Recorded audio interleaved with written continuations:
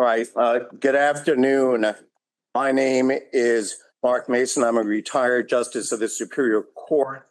I'll introduce myself more formally once we open the hearing in this matter. First, I'll simply note that today is Friday, June 13. We are here at the Senior Center in East Long Meadow. It's 4:10 p.m. Chair Johnston. Thank you very much. So good afternoon, everyone. My name is Christine Johnston, Chair of the Board of Health. And we are here today for our hearing on the application for site suitability for a new site assignment on behalf of Deer Park Recycling, LLC, for a proposed facility to be located at 100 Deer Park Drive in East Long Meadow. All right. Mark, I'm going to turn it back over to you. Yep. Great. Thank you. Okay, before we formally open the hearing on the permit application for site assignment on behalf of Deer Park Recycling LLC for proposed facility to be located at 100 Deer Park Drive in East Long Meadow, which I'm going to refer throughout the course of this hearing as the application. Then first, I'm going to ask the most important question that I might ask, and that is, can you hear me? So if you can hear me, just raise your hand nice and high. Beautiful. So far, so good. Also, please ensure that all of your cell phones are turned off during the course of this hearing. First, there are some preliminary matters for my consideration. I'm going to identify those who seek to participate in this hearing as either interveners, as they're referred to in the regulation, or participants, as they are referred to. And I have received applications for intervention and registration from the town of East Long Meadow, from a citizens group, and from F&G Recycling LLC. I've been given copies of those particular documents, and I'm going to Enfield, I think it's Enfield. Enfield, Connecticut. And I'm going to mark them into evidence. One moment, please. Why are you pen first? Disappeared. All right. Order. Field is on the bottom. Thank you, Attorney Pill. Okay, the intervener registration statement of the town of Enfield is exhibit number 1. The intervener registration statement of Citizens Group is number 2. The supplemental registration statement of the Citizens Group is number 3. The intervener registration statement of F&G Recycling, number 4. The memorandum of support of standing for all interveners, but not limited to Citizens Group, F&G, and the town of Enfield is going to be number 5.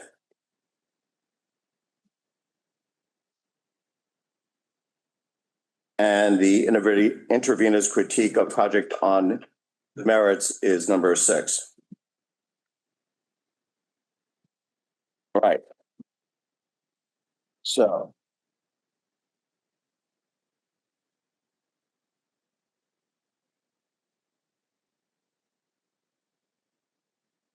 The regulation which is at issue, which is 310 CMR 16.20, provides in pertinent part, first, relative to intervention, that any person who with good cause wishes to intervene in a public hearing shall file a written petition for leave to intervene. Persons whom the hearing officer determines are specifically and substantively affected by the hearing shall be allowed to intervene. For the purpose of the public hearing, the following person shall be considered to be specifically and substantively affected by the hearing and shall be eligible to register as a party to the hearing. Number 1, abutters, and number 2, 10 citizens groups as defined under our general laws, chapter 214, section 7A. The registration of an abutter, group of abutters, or 10 citizen groups as a party with petition of a person to be an intervener to the public hearing shall be valid only if submitted prior to the commencement of the hearing. Pursuant to 310 CMR 16.20, paragraph 9, any person permitted to intervene shall have all rights of and be subject to all limitations imposed upon a party. However, the hearing officer shall exclude repetitive or irrelevant material. Every petition to intervene shall be treated as a petition in the alternative to participate. First, the town of Enfield's petition has demonstrated that it is specifically and substantively affected by the hearing. The town of Enfield's petition to intervene is allowed. Second, the citizens group petition as supplemented, which includes F&G Recycling LLC, falls squarely within 310 CMR 1620, paragraphs 9A2. And the 10 citizens group petition to intervene is allowed. F&G Recycling LLC petition does not demonstrate that it is, quote, specifically and substantively affected as required. F&G's brief conclusion that the application will have a significant impact on F&G's employees, their daily commutes, which is contained within one sentence, lacks the requisite detail pursuant to the statute, the regulation, and falls short of the requirement that it be, quote, specifically and substantively affected. F&G's individual petition to intervene is denied. Importantly, nonetheless, F&G has joined in under the citizens group petition, which has been allowed, and as such, F&G may intervene in its role as a member of the citizens group petition and is entitled to all the rights of an intervener. Right. Those are the petitions to intervene that I have received in advance of today's hearing. As I mentioned, any petition to intervene has to be registered before the hearing starts, which in just about 2-3 minutes or so. Are there any other entities or individuals who wish to intervene? Mind you that I'll be discussing participation, which is a different level of involvement, in just a brief moment. All right, hearing none. I'm sorry, if you could stand up, that would be helpful when you're. Butter, and I didn't realize you had to register to speak up. Okay, you can participate. You're in a butter. What is your, when those who are called upon to speak stand, please first state your full name and your address. Okay, your first name, please. Okay, and you're in a butter. Okay, I'll permit you. Are you seeking to intervene? Okay, I'll permit you to do so. Thank you very much. Okay, so that's Anne Marie, the last name again, please. Are there any other individuals, for example, abutters, who wish to intervene? Okay, let's talk about participants. I'm now going to comment on the rights of participants pursuant to 310 CMR 16.20, paragraph 9. Any person specifically affected by a proceeding shall be permitted to participate. So that's the standard, specifically affected. Permission to participate shall be limited to the right to present testimony, to argue orally at the close of the public hearing, and to file a brief. Permission to participate, unless otherwise stated, shall not be deemed to constitute an expression that the person allowed to participate is a party in interest who may be aggrieved by any final decision. Participants shall not be required to submit to any cross-examination except upon the determination of the hearing officer that cross-examination is necessary in the interest of a full and fair hearing and an adequate record. Such cross-examination of participants shall be conducted through the hearing officer unless I determine otherwise. Failure of a participant to submit to cross-examination that I have allowed shall be grounds to strike the participant's statements. Right. Will all those who seek to participate in the hearing, as I've just described, please stand, state your full name and your address, And this is not your opportunity to be heard on the merits, which you'll have plenty of time to do, but rather simply to tell me in a sentence or two why you maintain you are a party in interest who may be aggrieved by any final decision. I'm simply trying to determine whether or not you have what we call standing to participate as a participant in this case. And if I determine that you have met the regulatory requirement, I'm going to put you on the list of participants, and you'll be called in the order in which you're coming up. So all those who wish to be engaged in this hearing as participants, please step right up here. You're an intervener. You're good. You're covered. Going once. Okay. Not sure I understand. Sure. If you want to speak, okay, during the course of this hearing, then now's your opportunity to let me know that you wish to speak. So that, as I'll be describing in a brief moment, this hearing is unlike other Board of Health or municipal hearings. It's much more formal. So that if you wish to speak, you need to be identified right now, okay? And you know, if you can err on the side of caution, so that if you think that you might want to speak, then I would suggest that you stand and identify yourself. You don't need to speak later on. But I think, sorry to interrupt you. I think the question was, they don't understand if it's only for against or if it's for both for and against. either way. Yeah. All right. Is there anyone who seeks to be recognized as a participant? Okay. Can you please state your full name and your address? Yeah, Dennis Olmsky, 53 High Pines Circle, Sloan Meadow. Can you spell your last name? OLISKY.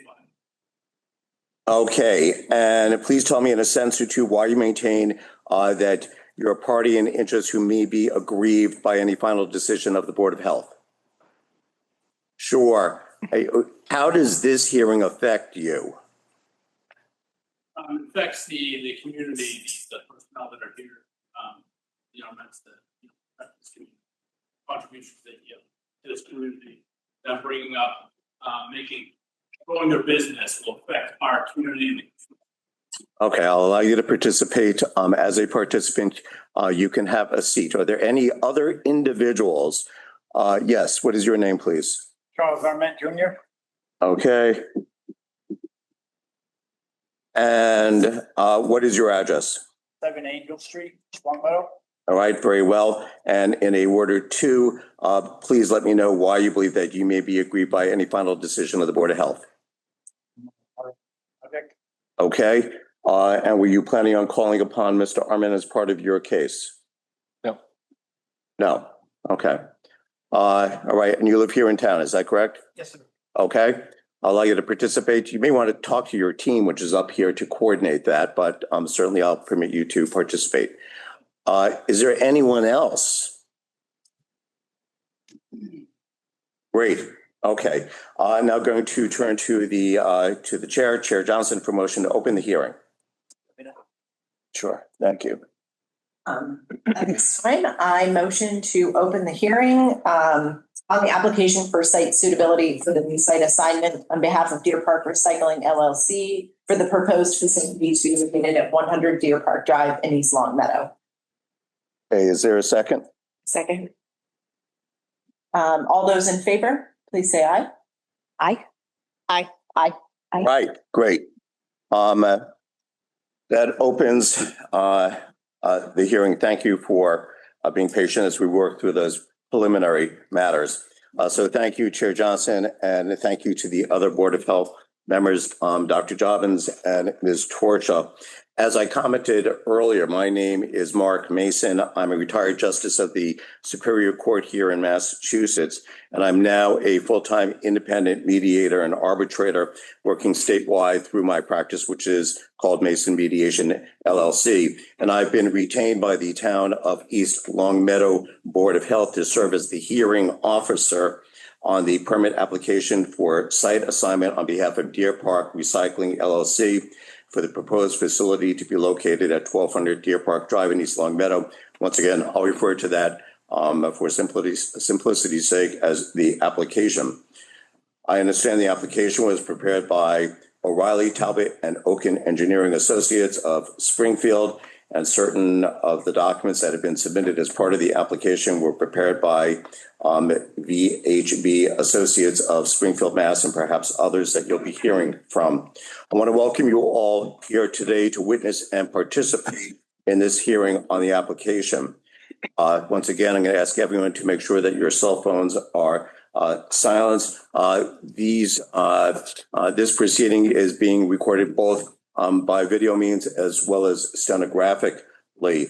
And this public hearing is being conducted pursuant to our general laws, Chapter 111, Section 150A and 150A and a half, along with the Mass DEP regs found at 310 CMR 16. And the purpose of this afternoon's hearing is for the Board of Health to evaluate and determine if the site at issue is suitable for a site assignment, or specifically whether the facility as proposed will cause danger to the public health, safety, or environment. Now, the Mass DEP has already issued a May 20th, 2025 letter to the Board of Health setting forth Mass DEP's site suitability report evaluating the proposed facility against 19 regulatorily prescribed criteria. And Mass DEP has made a positive determination as to each criterion, determining that the site is suitable, a suitable place for the proposed facility. The Board of Health is to make its own determination as to whether the proposed facility is acceptable. And it can only turn down the proposal if it makes an independent determination supported by the record that the facility will pose a threat to the public health, safety, or the environment. The Board of Health has the authority to include conditions in its determination, and details of the proposal will be introduced, as you'll be hearing, into evidence this afternoon. And the Board of Health is constrained to issue its decision within 45 days of the date of initial hearing, which is today. And by my calculation, that takes us to July 28th, although I'm going to instruct the Board of Health to run its own calculation.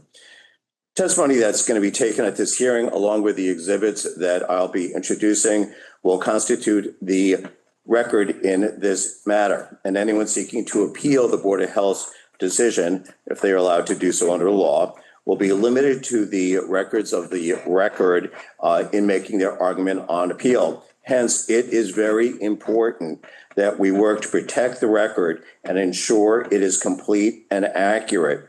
It is very important that everyone observes the rules of decorum and courtesy.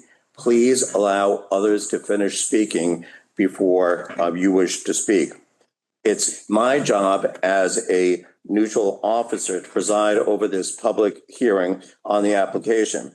I have no interest whatsoever in the outcome of this matter, and I am not affiliated in any way with the applicant or any of the interveners or any of the participants. Deer Park Recycling LLC, in this particular instance, is represented by counsel, and counsel who will be introducing himself in a brief moment is Josh Levine, and Deer Park, as I'll be referring to it, is also represented by the firm of O'Reilly, Talbot, and Oaken Associates. F&G Recycling and the Citizens Group is represented by Attorney Michael Hill, who is present, and the town of Enfield is represented by the town's interim town attorney, Tom Tyler, all of whom are present and will be speaking at today's hearing. Now, as you now understand, there are two ways for individuals to be involved in the public hearing, either as an intervener or as a participant, and I have established the list of interveners and participants who will be presenting. As I stated earlier, permission to participate is limited to the right to present testimony, to argue orally, and if you wish at the close of the hearing to file a brief, if I allow that. Please understand that although I am a retired Superior Court judge, I am not like a sitting Superior Court judge who can dismiss an action or make other rulings on the law. My responsibility is to make sure that at this public hearing, the Board of Health can hear all relevant and material evidence on the application and whether the cited issue is suitable for the use intended with or without conditions. I rule on the admissibility of evidence and procedural issues. My job is to ensure that there's an orderly presentation of evidence and argument. If I wish, I may question witnesses to produce a clear and comprehensible record. As I mentioned, this hearing is being conducted under our general laws, Chapter 111, Sections 150A and 150A and a half, which govern site assignments for solid waste facilities, and the DEP regulations found at 310 CMR 16, which establish the procedures and the criteria for submission and review of site assignment applications. As I mentioned, this is a formal process, which is different from typical meetings and hearings before local boards and commissions such as the Board of Health. By way of example, I'll be conducting the hearing rather than the chair, who can now focus wholly on the evidence and asking questions if the chair and the other members of the board wish. Witnesses, including interveners and participants, are about to be sworn under oath to testify and may be subject to cross-examination if I permit. General participation of the audience is not allowed other than as an intervener, participant, or applicant, or members of the board. The board can only consider testimony from the applicant, interveners, and participants who I've identified thus far. So, any questions before we start on Deer Park's presentation of the evidence? Great. I'm going to ask all those who are going to be testifying as interveners or participants to please stand, raise your right hand, and I'm going to swear you in.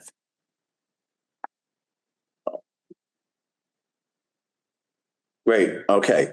Do you affirm under the penalties of perjury that the testimony you're about to give will be the truth, the whole truth, and nothing but the truth? And your answer should be, I do. That is the case. I do. Great. Okay. So far, so good. We have, as I perhaps mentioned, up until 7 o'clock. I think that should be sufficient time. I'm now going to turn to Deer Park's representative, as I've advised council. Although I have a number of documents that you've given me, and I do appreciate that, you'll need to formally have them introduced into evidence. I'll rule on your motion so that we have a clear record. Great. All right. So, Attorney Levine, then, do you wish to proceed? Thank you very much. I'm going to give everyone who's speaking the microphone. Because it's a large room, please make sure that you speak directly into the microphone in a clear voice.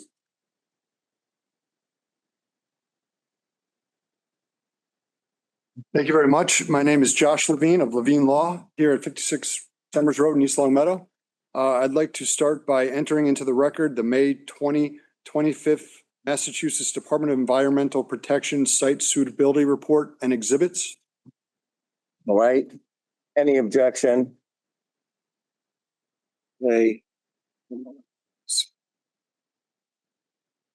Your Honor, that would be the large folder right. That's good. Yeah, I got that. All right. So the DEP report will be entered into evidence as Exhibit 7. And I would also ask the board to enter into the record the June 13th, 2025 slide deck, which will be presented shortly. Okay. And is that this document with the green? Yes, thank you. Okay. Is there any objection? That'll be marked as Exhibit 8.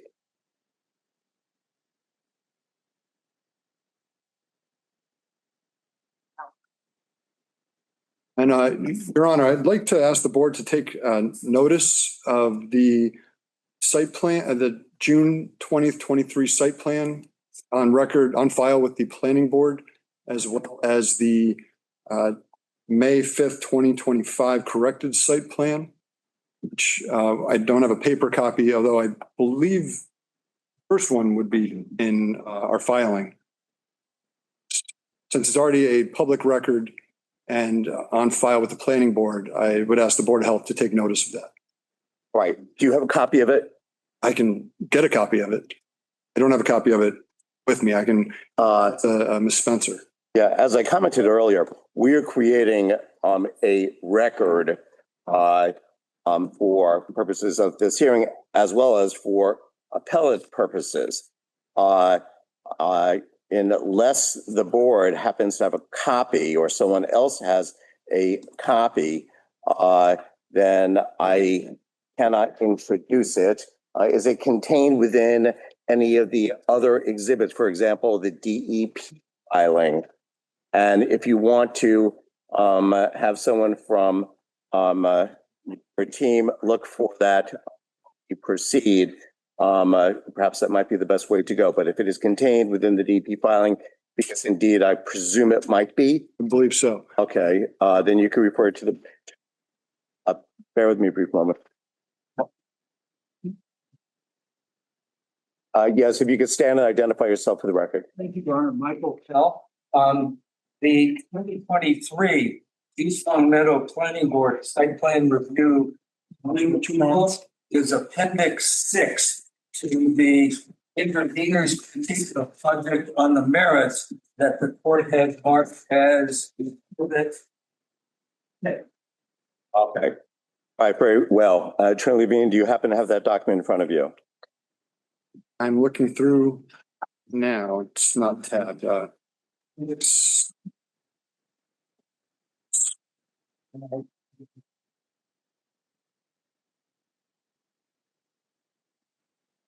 To the Attorney Levine's reference to a May 25th, 2025, apparently an amended site plan.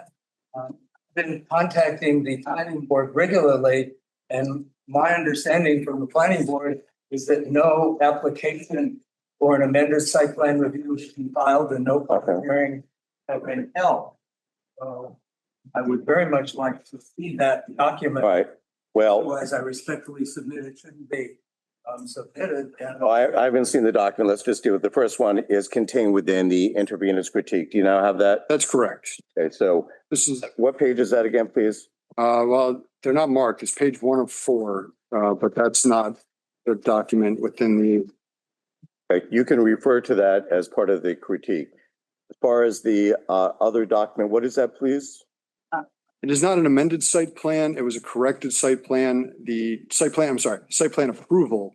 Site plan approval decision had a mistake in it that was corrected and has been filed with the Hampden County Registry of Deeds.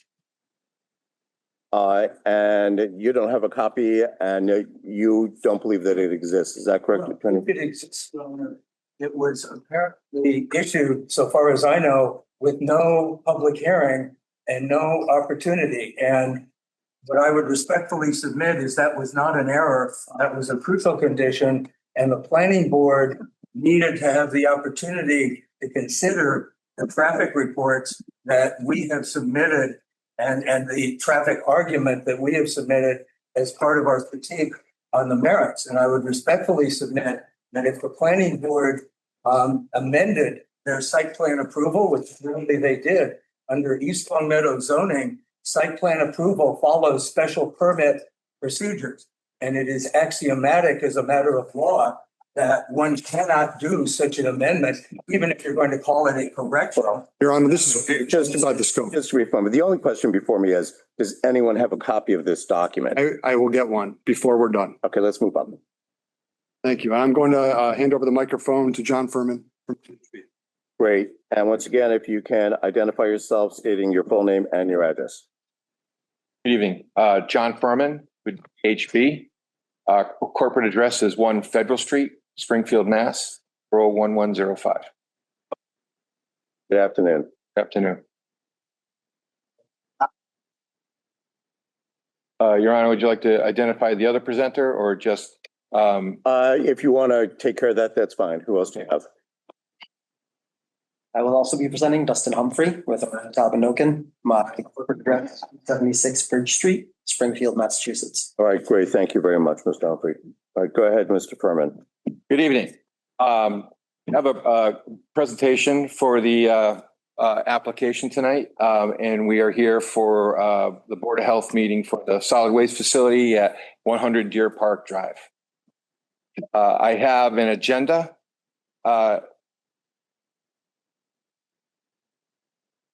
the presentation. Sorry, it took me a bit to figure out how to slop it.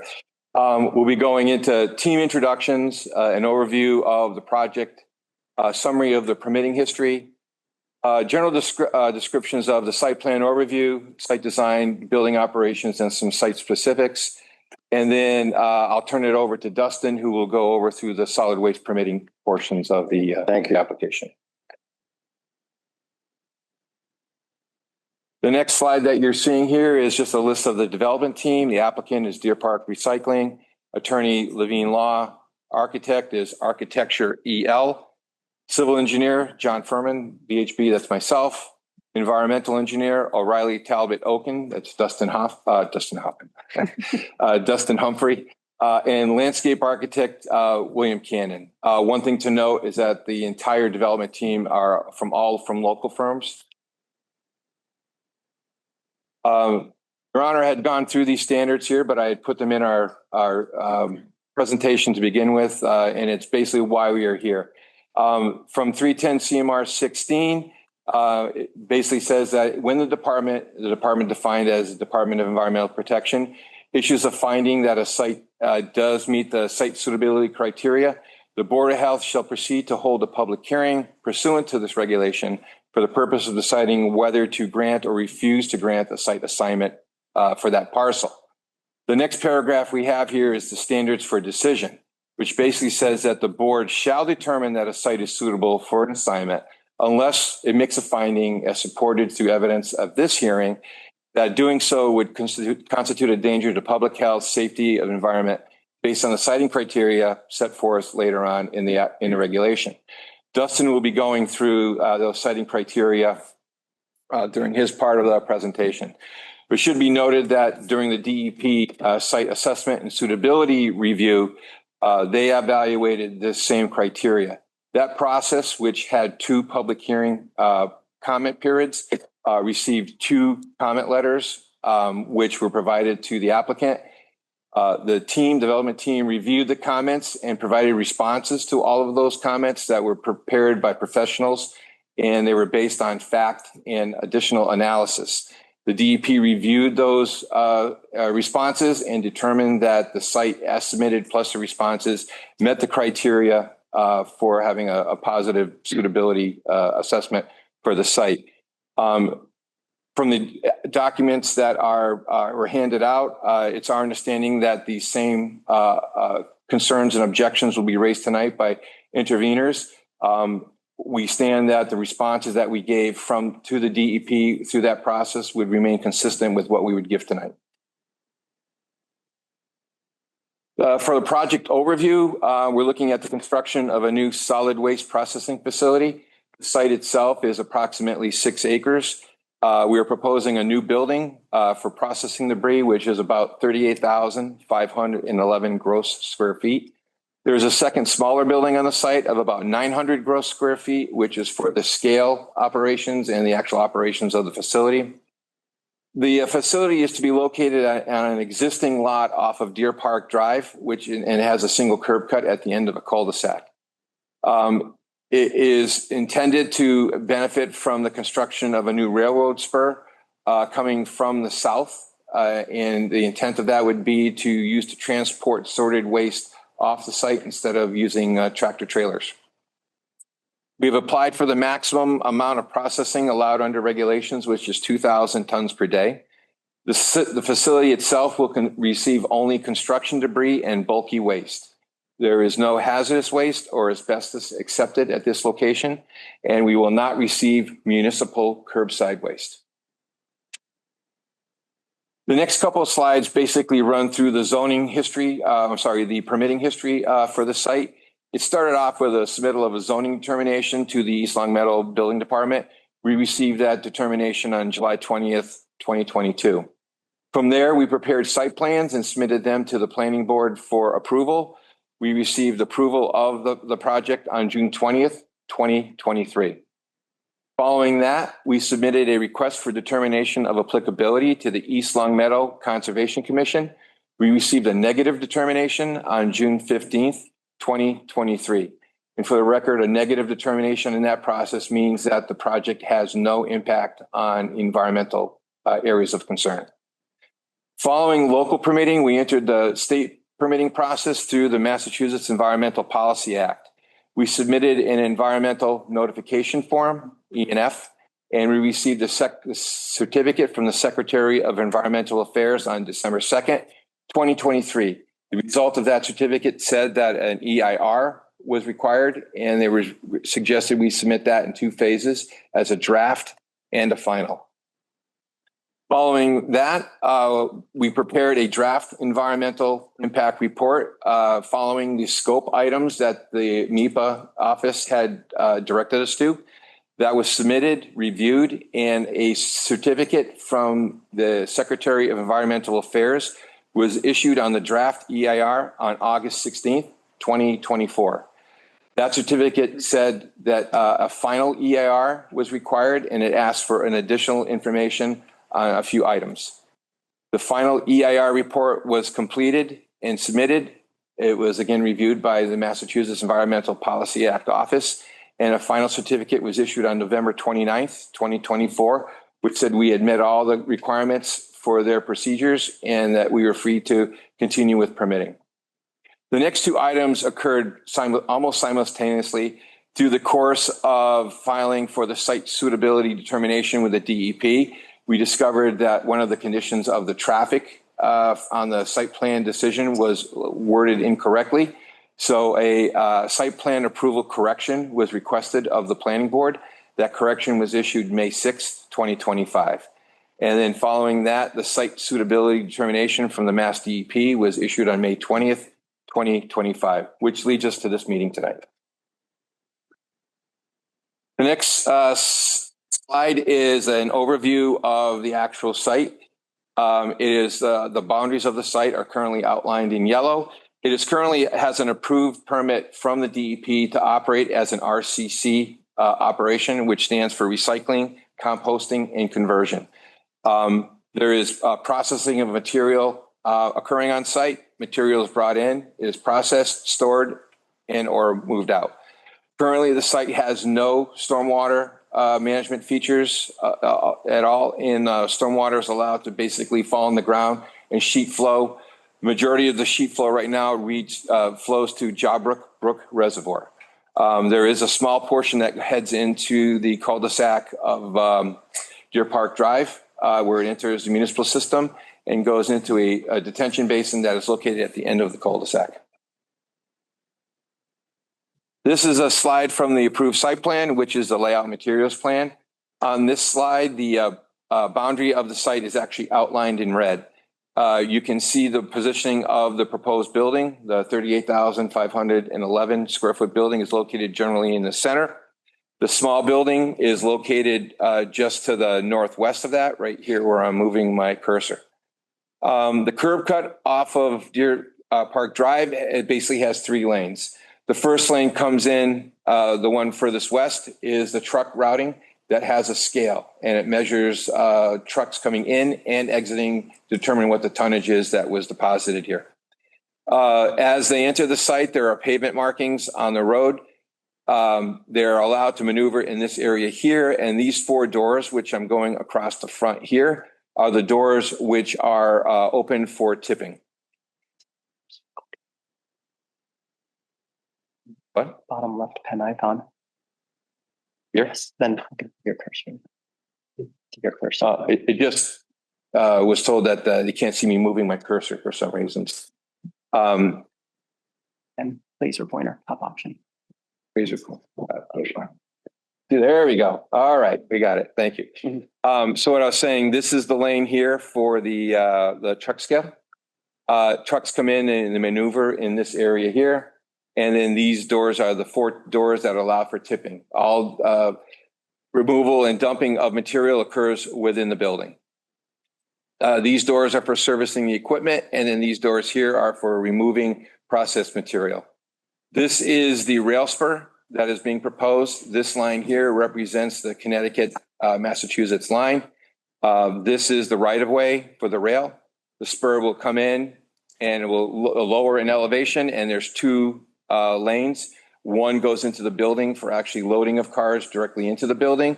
The other is to basically stack cars outside that have been full or empty, waiting to be filled.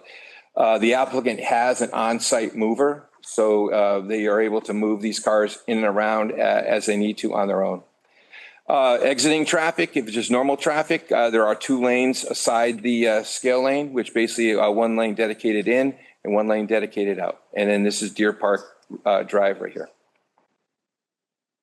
The next slide is utilities plan, which shows the stormwater management system. As I had mentioned before, the stormwater currently sheet flows out towards the reservoir. Under the proposed conditions, we are filling this site and we are constructing a curb along what will be the westerly property line. All stormwater that leaves the site now in this direction cannot do so after development. It is directed into on-site collection units where it is treated for removal of sediment and contaminants and then directed to underground infiltration system. For extra protection, you can see the shaded line of this infiltration system. That is what's called an infiltrator row, and that the purpose of that is to actually allow for removal of additional sediment that may happen to get through the water quality units. During the course of the review for the MEPA review, the DEP requested that we upgrade these collection units from standard catch basins to a storm scepter water quality unit. The reason for that is that the storm scepter water quality unit has an improved removal rate for sediment and contaminants over a standard catch basin. So we are employing the standard, a higher standard for sediment removal and suspended solids removal than you would get out of a normal catch basin. This line here represents the paving line. So the site will be paved up to this area. In the back here, it is just going to be a packed gravel. This infiltration unit here is intended to grab stormwater directly from the roof. DEP considers that water to be clean, free of contaminants, so we're allowed to infiltrate that directly without treatment. And the area back here that is left will be the area that the RCC operations will be reduced to. From a utility perspective, when the site was built back in 2005, all utility stubs were available at the property line. We are connecting to electrical, we're connecting to water, and we're connecting to sewer. There is a gas stub available here, but through the MEPA process, the applicant has agreed that this building would be a completely electric building. There is no gas service to this. The intent of that is to reduce greenhouse gas emissions from both stationary and mobile sources. I included this plan, the landscaping plan, just to show that even though this is an industrial site, there's a certain aesthetics that we are trying to improve. The front area will be lawned and there will be landscaping installed in it. There'll be a decorative gate across the front for security. We have trees that were required by the planning board as well as other incidental landscaping. The site itself is surrounded by a perimeter fence for security. I'm looking at the floor plan of the proposed building right now. This is oriented the same direction as it's oriented on our site plan. I mentioned the 4 tipping doors, which are right here. So trucks are able to come in, back in through here, and then deposit their load on the floor area inside the enclosed building. This is an access door in the front that is just normally closed. These doors here on the front are doors to access the machinery in the event that is needed. Those are normally closed. And then these doors here are for removal of the sorted waste. We're keeping the doors normally closed. If you open all the doors, it basically creates like a wind tunnel through the building. And we're trying to avoid having that situation. So by having only the tipping doors open, it limits the amount of air that can rush through the building. The flow of material from this building, once it's dumped here, is loaded into the machinery. It basically runs through the machinery and is sorted, and then is sorted and deposited into piles on this area here. From here, we have machinery that picks it up, removes recycled material, stores it in a bin. If it can be removed and sent off to a final disposition facility, it is loaded into trucks which exit out through these 2 doors. In the future, when the rail is operating, this material will be just loaded right into the rail cars also within the building. The next slide is just a review of the exterior elevations for the building. This building here is the elevation facing west. These are all the loading doors that we mentioned before. This view here is the elevation to the south. So these this is the rail door. You can see how the rail is sunken compared to the finished floor of the building. This is the side of the building to the north or facing Deer Park Drive. Again, the rail door and then a door for access. And then this is the east view of the building, which is basically facing the rail. One of the items that we included as part of the local permitting and the MIPA was projected traffic. This was submitted to the East Long Meadow Planning Board, and it was reviewed and scrutinized by MIPA. For the existing RCC operations, we estimate that there are approximately 60 trucks per day on a maximum day. And that varies depending on the amount of material that is brought in. It's not consistent. For the proposed solid waste facility, without rail service, we are estimating 136 trips per day. The ITE, or Institute of Transportation Engineers, does not have a land use code for this type of facility, so they're based on empirical data. The estimated rail service date in service is 2027, and this was specifically questioned at the planning board level on what the impact of the rail service will do to the trips. It is estimated that when the rail service is in place, it will reduce the daily trips by 16, 8 in and 8 out. From a routing perspective, this is directly from the traffic study. Just going to flip a page here for a minute. And the traffic study is based on no traffic heading south into Connecticut. The site facility is here. The majority of the trucks using this facility will be owned by the applicant and operator, so they can actually direct the routes of which to use. So the trucks will be heading up through Denslow, and then from there, they have one of two routes. They can continue to go north, which is from Benton to Converse to Route 5, or they can continue to go west, which is to Wolf Swamp and then Maple. As part of the MIPA process, for both the draft EAR and the final EAR, the MIPA reviewer required us to meet with the town of Long Meadow to review our traffic operations to ensure that they had no issues or concerns. We met with we put a request into to the town, and we were directed to sit with their current engineer. We did so. We presented all of our facts, our traffic study. He reviewed those.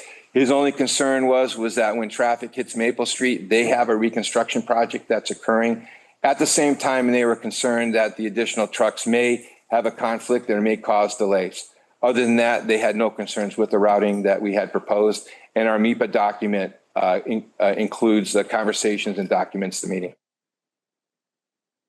From a utility perspective, for the sewage coming from this building, we are anticipating that we are going to have normal type domestic waste, basically from the restrooms. To quantify this, 310 CMR 15, which is Title V of the DEP regulations, says that for an industrial type facility without a cafeteria, you can expect 15 gallons per day of sewage generation per employee. So with 10 employees estimated full-time, the anticipated domestic waste is about 150 gallons. From a water consumption point of view, we are expecting 2,700 gallons per day for misting. We had an error in the calculation when we submitted the site suitability report. This number was reported as 200, and it was questioned by one of the comments that we received. We went back and looked at how that was calculated, and we determined that it was not correct. We based this on the misting unit being used about 4.5 hours per day, and then using the flow rate that the equipment has, which is again included in our DEP response. For natural gas, as I had mentioned, we have no usage planned. The stub is there, but we're not even connecting to it. From the electric, this is an all-electric building, as well as all the processing equipment. The equipment itself, when we started looking at this process, the applicant was looking at buying pieces of equipment and then basically assembling it. So some of it was used, some of it was new. He came to the realization that from a maintenance perspective, buying equipment that was already used might not be the best plan. So this equipment that we're purchasing is state of the art. It is new, it has never been used, and it has the highest efficiency removal rate available. From a stormwater perspective, I've touched on this a little bit. The design that we have incorporates pre-treatment prior to infiltration on two forms. First is the storm scepter, and then second in the isolator row. We are eliminating the discharge of untreated surface drainage from the site, particularly towards the area upland of the Job Buck Brook Reservoir. And we are incorporating DEP best management practices in the entire design. With this slide, that is the end of the site presentation. So I'm going to turn the microphone over to Dustin. Okay, before you do so, are there any questions, cross-examination for Mr. Furman? Attorney Pill, no. Attorney Tyler, no. Anyone else? Okay. Okay. All right. Very well. So now, Mr. Humphrey, I take it. Yes, ma'am. Keeps kicking up. Okay. You have a piece of tape by any chance? Just to be following, if there's anyone here who can provide some, there you go. It keeps falling down. It needs to. All right. And something. Mr. Humphrey, when you begin, please hold the microphone close to your mouth, speaking loudly in a clear voice. State your full name once again, once you start, okay? All right. If you have a question, is this a question I take from Mr. Furman? Yes. Okay, please stand. If you have a question, please stand, step up because it's a large room. Step up, please. And state your name, please. I was going to hand up. Okay, this is a question for Mr. Furman. Is that correct? 2,700 gallons of East Long Meadow water. And is that per day, per hour, per week, per month, per year? Answer. Please, thank you. Day. Per day. Okay. And did you get our water department's approval for that, or how does that affect our water? Our water usage. You can please, yeah. Yeah. Information in my water report, like how much we use per day in East Long Meadow for water. Okay, so this is a question for Mr. Furman. Right. As far as the usage for 2,700 gallons per day, it has no impact on the water supply. This industrial park was constructed in 2005 with the intent of having industrial type uses in this facility. The estimates that were used for the design of the water line at that time far exceeded what this use is. Does anybody know how much East Long Meadow used today? As I indicated, I appreciate your question. These are questions for Mr. Furman. You all set? Great, thank you, Ms. Harrington. Are there any other questions for Mr. Furman? Okay, I guess we're going to turn now to your Mr. Humphrey. All right, good afternoon. Good afternoon. Again, my name is Dustin Humphrey. I'm with O'Reilly Talbot and Oaken, or OTO, in Springfield, Massachusetts. Can everyone hear Mr. Humphrey? Yes, okay. If you could speak up a little bit. My firm has been handling the solid waste permitting aspect of this application. These next slide, I want to focus on Mass DEP's role in the determination to help give information on that process. So the site assignment application is prepared and then is reviewed by Mass DEP and approved by the local Board of Health. And that is intended to alleviate the burden on the town to review a pretty technical aspect of permitting that doesn't happen very often. So Mass DEP does a preliminary review, provides their findings to the town to make an educated decision without undue burden on the town. Sorry. Although the application is headed by the Solid Waste Division of Mass DEP, it incorporates all the other boards that have a pertinent say into the application process. And those include the Drinking Water Group, the MEPA, Air and Waste Group, Wastewater and Wetlands groups within Mass DEP. Following the review, Mass DEP issues 2 reports. The first one is an administrative completeness report, and that is issued to the town and the applicant to say that that application is complete and DEP requires no further information to perform their review. DEP subsequently performs their review and issues a positive or negative determination of site suitability. We are at this meeting because Mass DEP noted no issues within that report and issued a positive determination to the town. Next slide, please.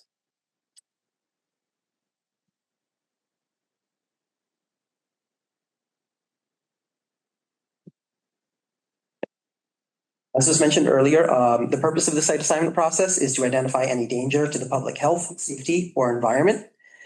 During Mass DEP's review, they take a look at items such as drinking water. They assess nearby supply wells, aquifers, and potential drinking water sources that have yet to be tapped. They review what we've presented on public health and safety, which includes nearby residences, schools, and daycare facilities. They also review nearby natural resources, including riverfront areas, wetlands, and open space areas.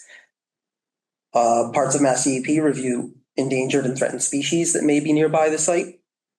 Air quality concerns included anticipated emissions, and as John had mentioned earlier, this will be a natural gas free facility. Everything will be operated electric, so those emissions are relatively low for similar facilities.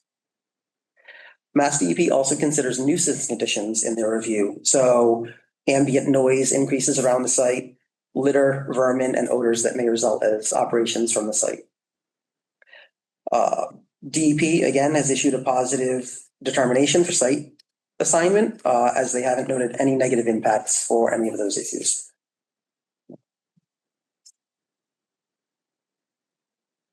John and I are going to address some of the comments that have already been brought up, just to bring them to light and have them on record here. The first one is the site is situated on prime farmland. DEP had asked for extra backup from NRCS to take a determination stance on the site. And the NRCS letter has indicated that the site contains urban and built up areas that are not considered prime farmland. The site is also located in an industrial garden zone.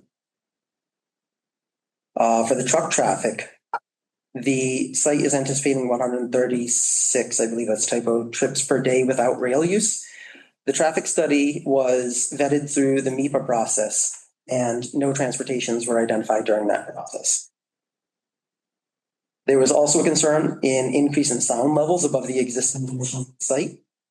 The processing and sorting will be conducted indoors of the building, so we anticipate minimal change to the ambient outdoor noise. Again, I've noted this will be a fully electric sorting unit.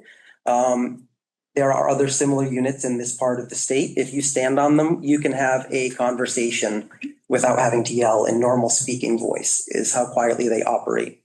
Compared to the existing crushing operation on the site, which does process larger material, you cannot do that. So we do not believe the new machinery will provide any change in the noise levels there. In addition, there are no noise receptors within 500 feet of the facility. That includes nearby residences and recreational areas outdoors.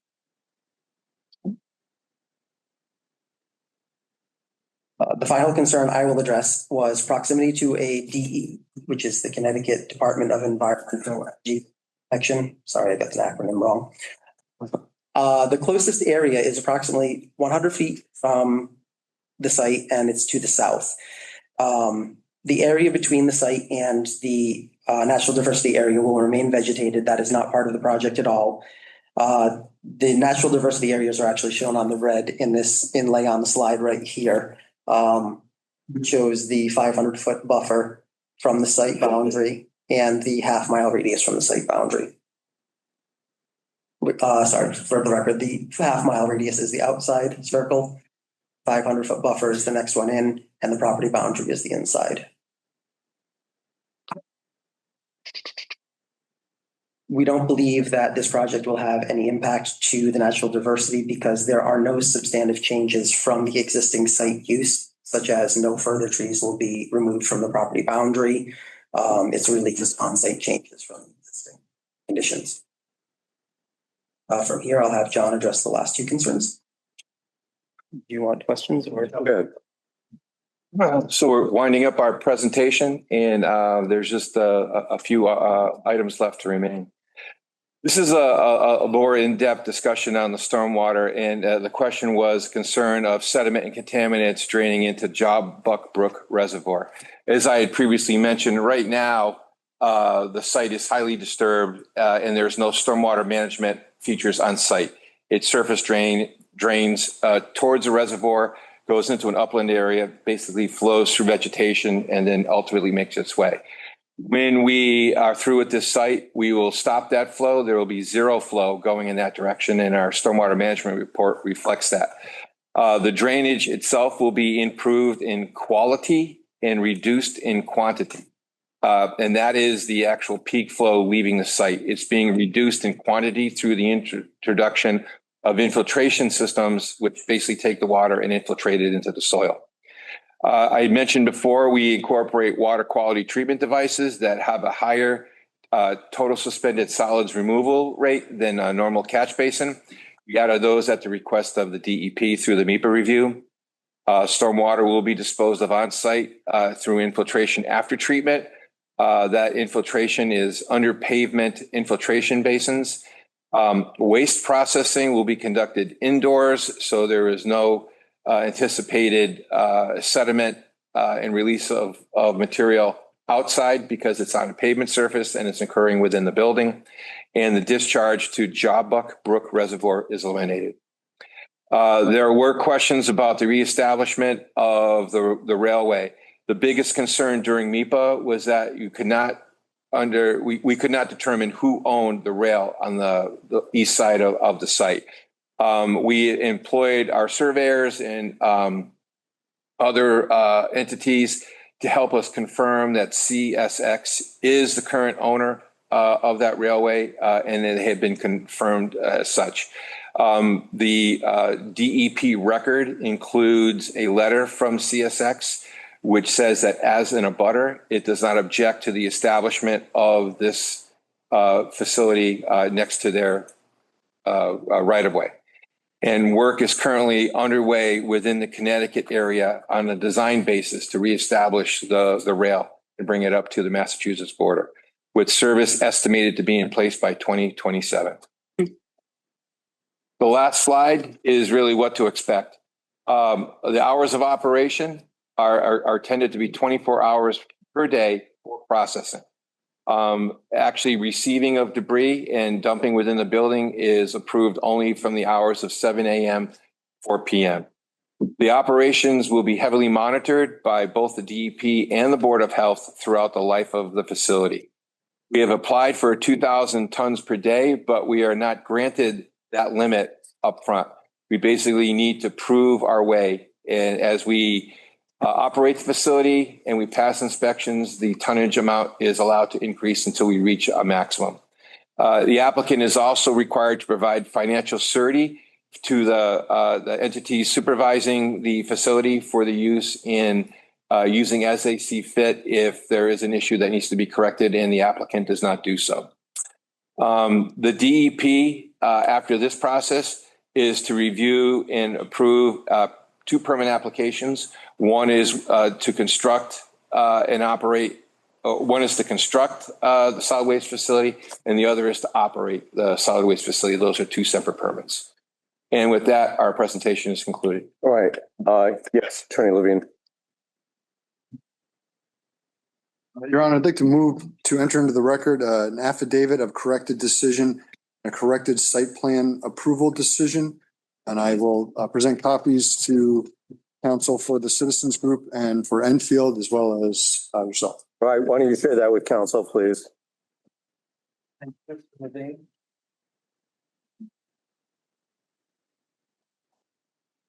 We'll get to that in a brief moment. Thank you.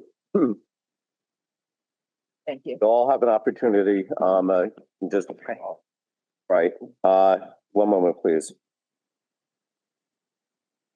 So I have an affidavit of corrected, decision, as recorded, and noted.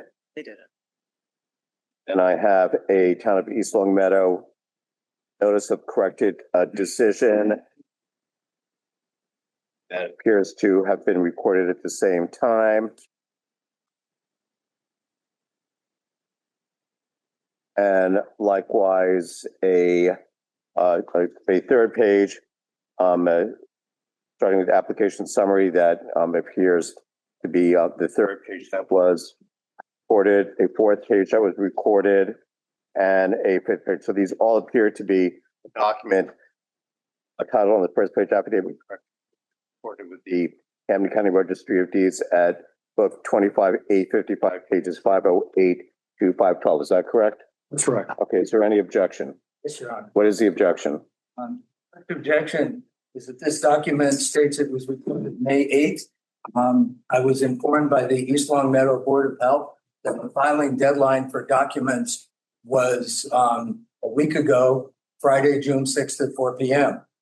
Exhibits 1 through 6 that have been marked were filed in accordance with that deadline. I know of no reason or even excuse why this was not timely filed. Had it been filed a week ago, I would have been able to file, in other words, by today, have a legal memorandum explaining the substance, which I started to get into before. And if necessary, I can take a few minutes and do that verbally. But, and I would ask for leave to have, given my schedule, 10 days from today to submit a memorandum explaining there are a myriad of problems, both with the 23-23 decision, but especially with this affidavit, which is completely ultra vires. And another problem, if we're getting into this, is that the issue of appeal time. This decision, even the 2023 decision, is not final. That issue is now being litigated in the land court in the case of East Long Meadow redevelopers versus the East Long Meadow Planning Board, where I represent a putative intervener. The Fields at Chestnut condominium, whose attempt to intervene is now before the appeals court. That case is before the Honorable Diane Rubin presiding. And the issue, the appeal route for site plan approval is at the heart of that case. And basically, in a nutshell, the appeal period has not passed. The appeal period will only begin when and if a building permit is applied for, after which there will be 30 days to appeal it to the East Long Meadow Zoning Board, and from there, either to the Land Court or the Superior Court. And the Board of Health needs to know that they cannot assume or accept any notion that somehow this site plan approval is final. Your Honor, I have to object here. Just Talking about a different case. Well, I am just going to allow Attorney Pill one more moment to wrap up, then I'll give you an opportunity. So please wrap up on this issue. Yes, the reference to a different case, Your Honor, is that case of which a court could take judicial notice. And what I would want to do is bring in the legal matters from the legal argument from that case that is directly applicable here, that makes it clear that the site plan approval period has not even begun, much less expired. Lawyers reason by analogy and distinction. So of course, I'm citing a different case, and that's why I would like the leave. And also, as I said, this is an old-fashioned classic ambush. There is no reason or excuse why this May 6th or May 8th reporting could not and should not have been filed a week ago with notice to all parties, and I would have been fully prepared. And I would respectfully submit that, I haven't off the top of my head, obviously, been able to go back and review the legal authority, and that's why I'm respectfully requesting 10 days to submit memorandum responding to the site plan review issue. Thank you. Okay, I'll hear from you briefly. Thank you, Your Honor. The site plan approval The appeal period has passed. It has been Hold recorded. that to your mouth so we can. The appeal period has passed. It has been recorded. And my attorney Pill's reference to telling the Board of Health what is going to happen is inaccurate. That this has been of record for years. And as for the corrected decision, the citizens group and Enfield may have a quarrel with how it happened, but that is not the issue before the Board of Health. This is a recorded document. It has been fully issued by another town board. It has been recorded and it has been signed off by the board. Whether the citizens group wants to take up an issue with the planning board, I think is a different issue here. It's been of the record and recorded. It's a public record. The filing deadline was at least not communicated to me for the 10 days. And I understand that it is being brought up today, but this is not a surprise. It has been on the record and was a public document as of May. Thank you. All right. The document will be entered into evidence as exhibit number 9. I'm granting leave to both the applicant as well as Attorney Pill on behalf of interveners. I guess it would be the citizens group to submit a brief which is limited to the issue of exhibit 9. That's it. And that must be filed with the Board of Health Director, Ms. Spencer, no later than June 23. That's 10 days, okay? And service will be accomplished if you email that. Ms. Spencer, please ensure that you ask for a confirmation of that email, okay? So brief limited to the issue that is raised relative to exhibit 9 due June 23, okay? And before the applicant cedes his time, I would ask for a copy of the preliminary report that is issued after this hearing to be provided to the applicant for review before final issuance under the regulations. Preliminary report of what? Of the decision, the written decision of this board. You're not getting anything before this brief is submitted. You can make that request before the close of the hearing. Okay, we'll discuss it then. But your briefs are due on June 23. You can reserve that till later when we discuss the filing of briefs. All right, so this is now exhibit number 9. Before we turn back to the applicant, are there any questions for the applicant, for Mr. Furman, Mr. Humphrey, members of the board? Chair, members of the board. Okay. Any questions from any of the interveners? So, okay. I'm sorry. If you have something to say, please stand because we're recording, and state your name, and then you may speak. Thank you, Your Honor. Michael Pell, no questions. Thank you. Okay, Attorney Tyler. Yes, I'm Tyler, interim attorney for We're going to give you the mic. Thank you. Thank you. Tyler, interim attorney for the town of Enfield. I just have, through your honor, to the applicant, a couple of questions. One is with the tonnage per day of 2,000, the representations made that you're not at 2,000. What are you proposing to start at? Whatever they allow. You can permit that. That's All right, if you can approach the applicant Thank you. and share the mic just to make sure everyone is heard. Thank you. We have a proposed escalation schedule in our site assignment application. DEP will review that and consider what is appropriate for the site. And as discussed, there will be final permits to construct and permits to operate. At that time, that is when Mass DEP will likely make a determination on how much volume per day is acceptable to the facility to run that, and the following escalation schedule, which will be based upon facility performance. Thank you. The next question is, with the 2,000 tons per day limit, is that a ceiling which will never be exceeded? Or is that just an estimate now that's flexible and may move depending on how your project goes? That is an ceiling limit that we do not foresee being exceeded at any point in the future. It is understandable that the facility will likely operate at a lower capacity most days.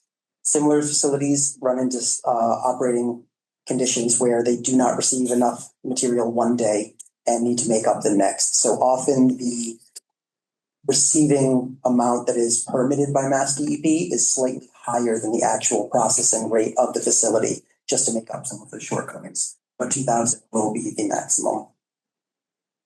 So 2,000 is the ceiling. Correct. Okay, thank you. And then through your honor to them, just one more question. Sure. With regard to some of the factors that Department of Environmental Protection Massachusetts considers, I remember it was wildlife, noise, and possibly water, something of that nature. But anyway, with regard to those issues, was the DEP in Connecticut consulted with regard to consideration of any of those factors? The DEP was not directly contacted, or we didn't request any information. However, as part of our site assignment package, we did review nearby environmental concerns. On the list were also receptors for schools, daycares. Those were reviewed in part of our process, even though Mass DEP does not require that because it is outside of their jurisdiction. Okay, thank you. All right. Thank you, Ms. Harrington. Please step forward. If you'd be so kind to please speak into the microphone. Please state. Okay, thank you. Please state your name Anne Marie Harrington. and hold the mic up if you don't mind. Thank you. Appreciate it. I just have a couple of questions to the gentleman from the DEP. I have in my hands here, There's no one here from the DEP. what the gentleman that last spoke from the environmental. All right, Mr. Humphrey. Or the gentleman on the end that said was. All right, Mr. Furman. Now, you discussed about the water. Was that you? Yes. Okay. And the environmental concerns. I'm holding a report from the East Long Meadow Health Department, or the DPW. And our water quality here has been bad in town since 2018, in violation of the Massachusetts rules and regulations. Now, according to what you're putting forth, your processing plant, the hazardous waste they're going to be processing there can cause liver, kidney damage. And we already, there's a warning in the water report, in East Long Meadow's water report. We drink the water for several years, and this report has been ongoing since 2018, that we can get liver and kidney damage. So my concerns, it's twofold. I live in that southeast corner, and we drink the water. Well, actually, we haven't been able to drink the water because of these concerns. And now you're going to be putting more pollution into the air, whatever. And my concerns are also about the asbestos. The bulk of your recycling material is asphalt shingles. I'm sure there's side effects from that. And now to the town, you said this facility was not within 500 feet. What about the LaPlante nursing facility that you just gave approval to? That's going in within 500 feet of this facility. So if you have That's a concern. if you be so kind as to shape that, frame that as a question for the applicant, please. It was within 500 feet of this facility. Now, the town of East Long Meadow just granted to Ms. a skilled nursing facility permit that's on the corner of Denslow Road, right near where you're talking, the corner of Bay Path and that section. So is that within 5? I can handle all. True. Right. And if, Question. yeah, if you could speak loudly so we don't have to pass the mic back forth, please stand. I'll actually address these questions instead of. Actually, why don't you pass the mic up? Because What am I? I'm going to address these questions instead of John, just because I am also a town resident and I'm aware of the concerns with drinking water that you've brought up. This facility will not be handling hazardous waste of any type. The drinking water concern that you brought up is haloacetic acid 5. It's a group of chemicals that are related to the filtering and chlorination of drinking water. What happens with that is if there are any particulates in the drinking water, the chlorination process, it breaks down into these, and those are resulting in the drinking water supply. Because our site will not be discharging uncontrolled water to the ground and it's not near the intake for the drinking water supply, this facility cannot impact that result. So the haloacetic acid is another issue altogether with the distribution system. Oh, I agree, but it also caused, I'm sorry, if you could please pose a question. but doesn't that also cause lung and kidney problems or kidney and liver problems? I can't speak to the actual health It effects does. of it. But just a brief moment. It's You'll have an opportunity to speak when I call upon you as an intervener. So if you have questions to pose now, now's your opportunity. not a lawyer, so. I understand that. Okay. So, according to these facilities, I did just an artificial intelligence survey of the side effects from these type of facilities. They included liver and kidney damage was number one from heavy metal chronic exposure, cancer risk from asbestos. My father was a retired plumber. He died from asbestos. I'm sorry, please pose a question. I'm just going to ask him if all these are true side effects. Or Are these indeed or not true side effects? Respiratory issues, increase in asthma, contamination of soil and water sources, hazardous materials, asbestosis, lead paint, mercury containing components which are highly toxic, heavy metals, cadmium, chromium, copper, and lead, organic chemicals, short chain, coordinated paraffins from adhesives, sealants, varnishes, and paints, dust and air quality, and treated wood. I just think this is. all right, please pose a question. That is more than a compound question. It is. And I feel like. Excuse me. Okay. Are you able to answer the question? Yeah, I can break it in. It affects listed from your facility. Go ahead. So again, it is a compound question. You bring up several points into view. First one is chronic effects. Chronics would be long-term exposure to these chemicals, metals, and other carcinogens. This is an industrial facility. The public will not be welcome regularly on the site. Drop-offs may be conducted, but that is nowhere near chronic exposure. So those are not health concerns for people who are not working at the facility. Even the people working at the facility, DEP and Solid Waste Bureau have very strict waste handling procedures that must be adhered to by the facility that minimize risk of exposure and contamination. For the asbestos risk, DEP also has very high regulations regarding the control and management of asbestos. No solid waste facilities are allowed to accept asbestos material of any sort for processing unless they are very specially licensed. This facility will not be licensed that way. However, it will be attended by people who have asbestos certifications through the Mass Department of Public Health that these people can identify any potential asbestos sources and immediately reject them and not receive them at the site. Okay, let me just get my thoughts here together. Oh, As you said. Remember, sorry. Number one was regarding the nearby facility. The nearest Embracing the Creative Child, was that the facility or? No. Okay. The nearest facility that we did identify in our site assignment was Embracing the Creative Child, which is located at 55 Deer Park Drive. That is the absolute nearest facility to the proposed waste processing operation. That is 875 feet from the facility. Are you aware So that the new nursing facility that's located on Denslow is well over that 875 feet? Now, you also stated that you're going to use new equipment, technology, new equipment. Has this ever been tested?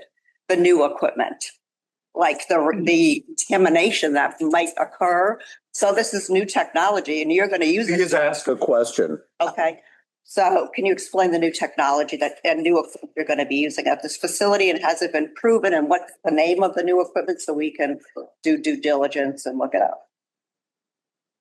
Parts on that. The technology is not new. This is a new piece of equipment, so it will operate as a new piece of equipment should it comes to warranty, should there be any breakdowns or malfunctions, don't be handled quickly and covered by the new purchase. It's being purchased through Green Machine. You can find their information available online. I can't give you the resources right now. So it is a new piece of equipment, not new technology, but it is used industry-wide. And there are no big concerns with this. They actually have higher diversion rates. And what Mass DEP considers diversion is taking recyclable material out of the waste stream and diverting it to appropriate recyclable facilities. So these newer technologies that have been implemented in the past are now operating on this, so we can increase how much is being recycled from the facility. Next question, and I'm almost done. When did you become aware of the railroad gearing up again?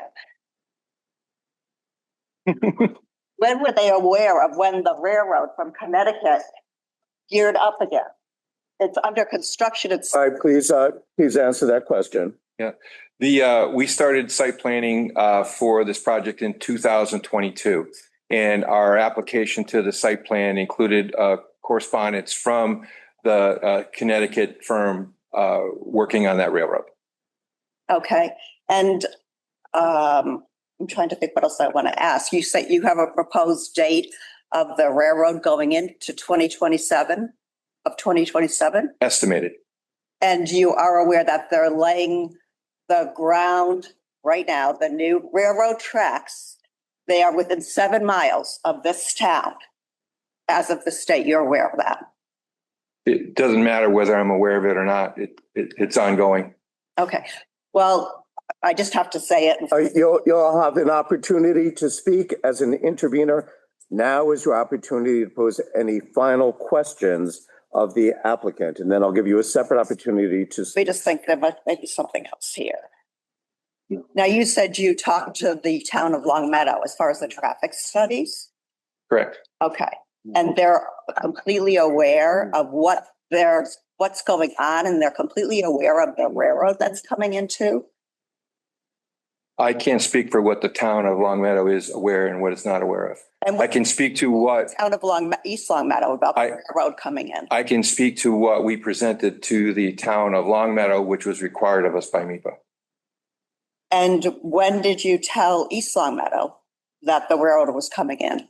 That was part of our site plan application in 2022. And when did you notify the public of that? It was part of our site plan application in 2022. That's it, I guess. Thank you very much, Ms. Harrington. You may have a seat. Are there? Thank you. Any other questions for the applicant?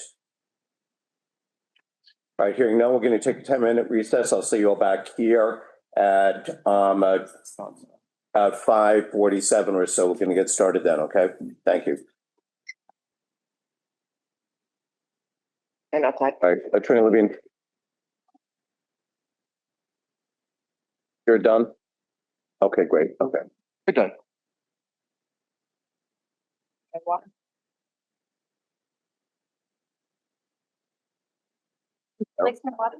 I'll get it. That's okay. I mean, that's doing Yours looking good, right? Yes, that is advice. I oversummed. No. Okay. You're fantastic. I just wanted to make sure, like. You were Okay. You were perfect. Okay, thank You you. were perfect. Oh, but I'm assuming none of this was part of that. And you, no, it's everything before that. Yeah, he is. Again, it's like he just keep it structured. Pretty sure. With O'Reilly, Talbot, and Oprah. Yeah. And if each other. Riley's still. And then try to. Yes. Okay. Mike is getting back on his hours, but Okay. he is he's literally in person now. Yeah. Okay. Well, you look so young. Tyler, remembers him from back when we used him in Connecticut. Oh, okay. Yep. And, it's probably 25 years or maybe Oh, wow. 30 years. Yeah. now. But he was Which is wonderful. right when they formed. Well, I guess we can, it was 25, 40 years Plus, ago. we used somebody from Mass, Yeah. Connecticut, but they were wonderful. Yeah. Oh, that's great. Yeah, again, Very nice. to Nice meet you. meeting you Yeah, too. and and- I'll leave you the cards. Just in case Okay, need thank you very much. I think it's public record. One of those. Great, but Okay. it was great to meet you. And I will pass it along to Mike. Yeah, please do. Of course. Good guy. I won't tell him that part. I know.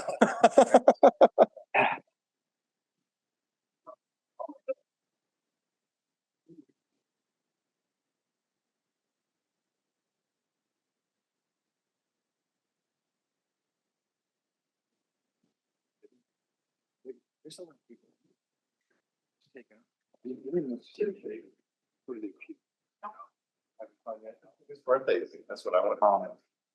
What's over the Yeah. And I'm wondering, All right.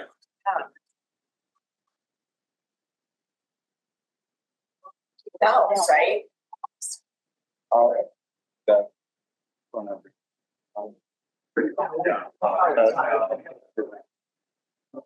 How are you? Anyways.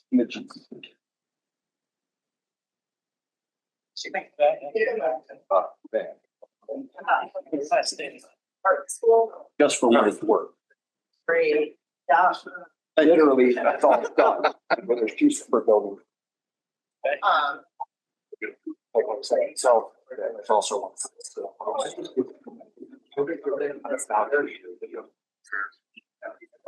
By all the. You know, second light on it.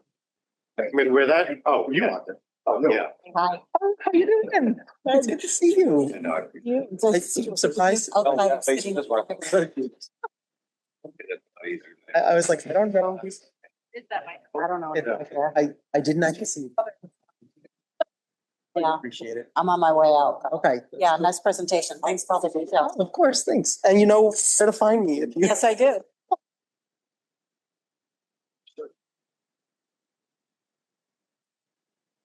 Yeah. This is. That's what. Crazy view. Microphone on over here. But it's not. The mic on before. Oh, no, that's your mic. That's that mic. What's that? It's great.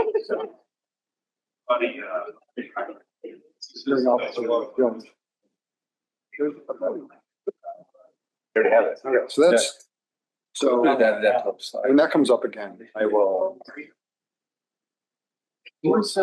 Where did that guy go? The one that just came up and told us with the bill. Construction guy, he Oh, was you're probably opposed. heading out. What is his? That's like. Because Hey, John, how's it going? And I'm like, Michael? I think I remember the name. Yeah, he just came up and told us that. Oh.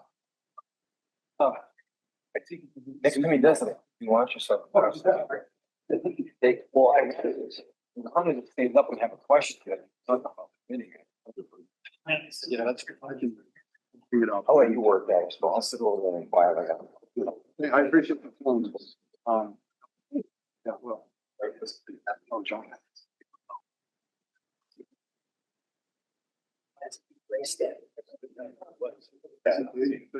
I thought we were supposed to, yeah, do that. Right. If it was, everyone's working, but we would have. Yeah. No, it's okay. Well, I look back at green light, I did.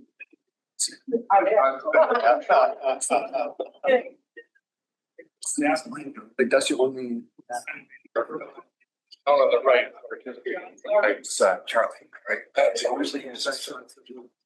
He's such an out.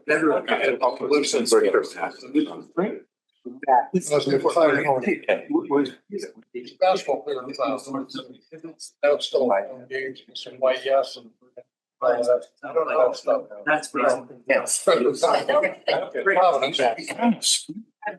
well, yeah. Negative determination. Yeah, okay. Yeah. Yeah, I also have that.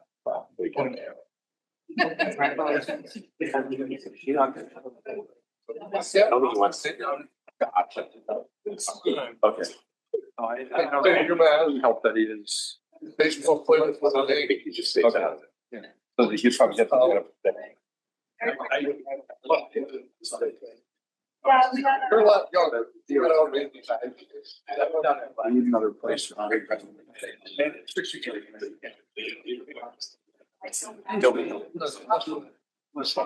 that, Darren.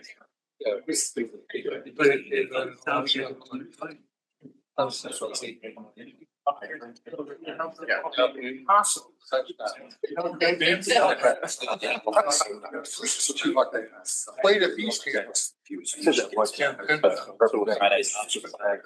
Something. We got, yeah. She played.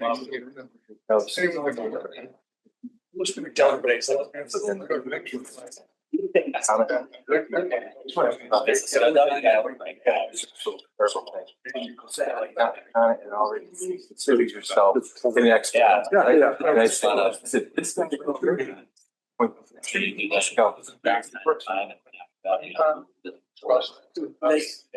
For the day. Don't win.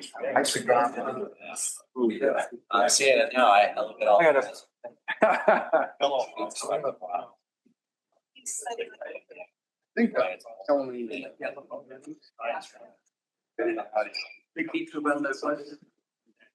They might have, honestly. That's what we try.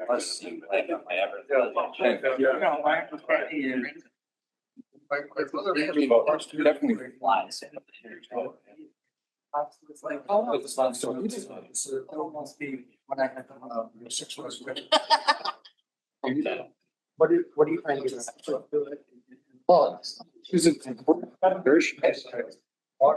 they have an issue with the traffic. I don't know. I don't want us to need this. Not have. That's what it is. Oh, it's, yeah, that's funny. So you look at the beach. You look at the tonnage. Low. Okay, we're gonna run. Right. Yeah. No way these fuckers are running 20. Yeah. Especially at Wilbraham. Yeah, I understand. That's even low. They're inbound. Right. So that's generating more kisses. Nice. Yeah. Tell me what the criteria is. Revenue. I understand. Other argument, the other way, is you're gonna ask for 120, it's buffering. I think that's great. I'm just gonna ask, say. Oh, that's fine. I asked you for regulation. They don't share it as a matter of course. It's, you know. I was waiting to see what the guy so you might actually. Wait, so we both want to see it. Okay, thank you. That's fun. Small roast. I don't know what to do about it. The brief is going to be held at that question. I can work for about a public here. Oh, that's not in front of the Board of Health. Yeah. He's gonna convince them not to vote. That's gonna, for sure. Thank you. When you make a note. They only have 40 minute days.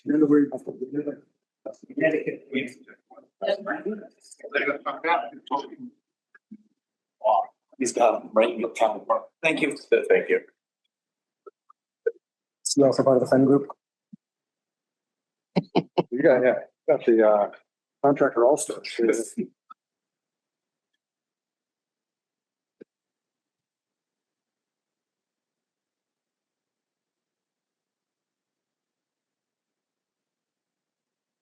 Wasn't included in anything? I don't know if it wasn't. No. This is, isn't it? Well, Is it in the amended one or not? I don't know. So let's see if we can find it and see if it is. That's, yeah. Maybe from us, right? But as part of the process, wasn't this included in like the town documents, Should be. right? This is. What if health findings? It might not be in the Mass DEP report, but it was definitely. Okay, We go to see if we can find it. Can't. I have a free week, which means. Technical questions about how our engineer. Put that on the record. yeah. Like, I also need to go outside because whatever's happening is here's making me thought. I feel like we. So, oh, it wouldn't be that because that was amended. It was, yeah, their decision, May 5th, May 6th, their decision was May 20th, 2 weeks later. Yeah, so is that included in the package of, Do so fast. So, unless you put it in there. No, Yeah, so it would be in there. it would be, It or would not. wouldn't be. Oh, okay. Because we did not, Is there any, on letters I have flags said that it was. Yeah. nothing with the town to get it corrected. No. Six. This was May. Yeah, Seven. so that was. Yeah, Oh, responded that we were working with the town. she can say whatever, It wouldn't be in here. she can say whatever she wants to say. right, okay, just want to make, yeah, I don't know. Yeah. All right, let's go back on the record. Right, very well. Is there any further evidence on behalf of the applicant? Yes, Your Honor, there is. I'm waiting for it to be printed. It's the construction. Why don't you take this?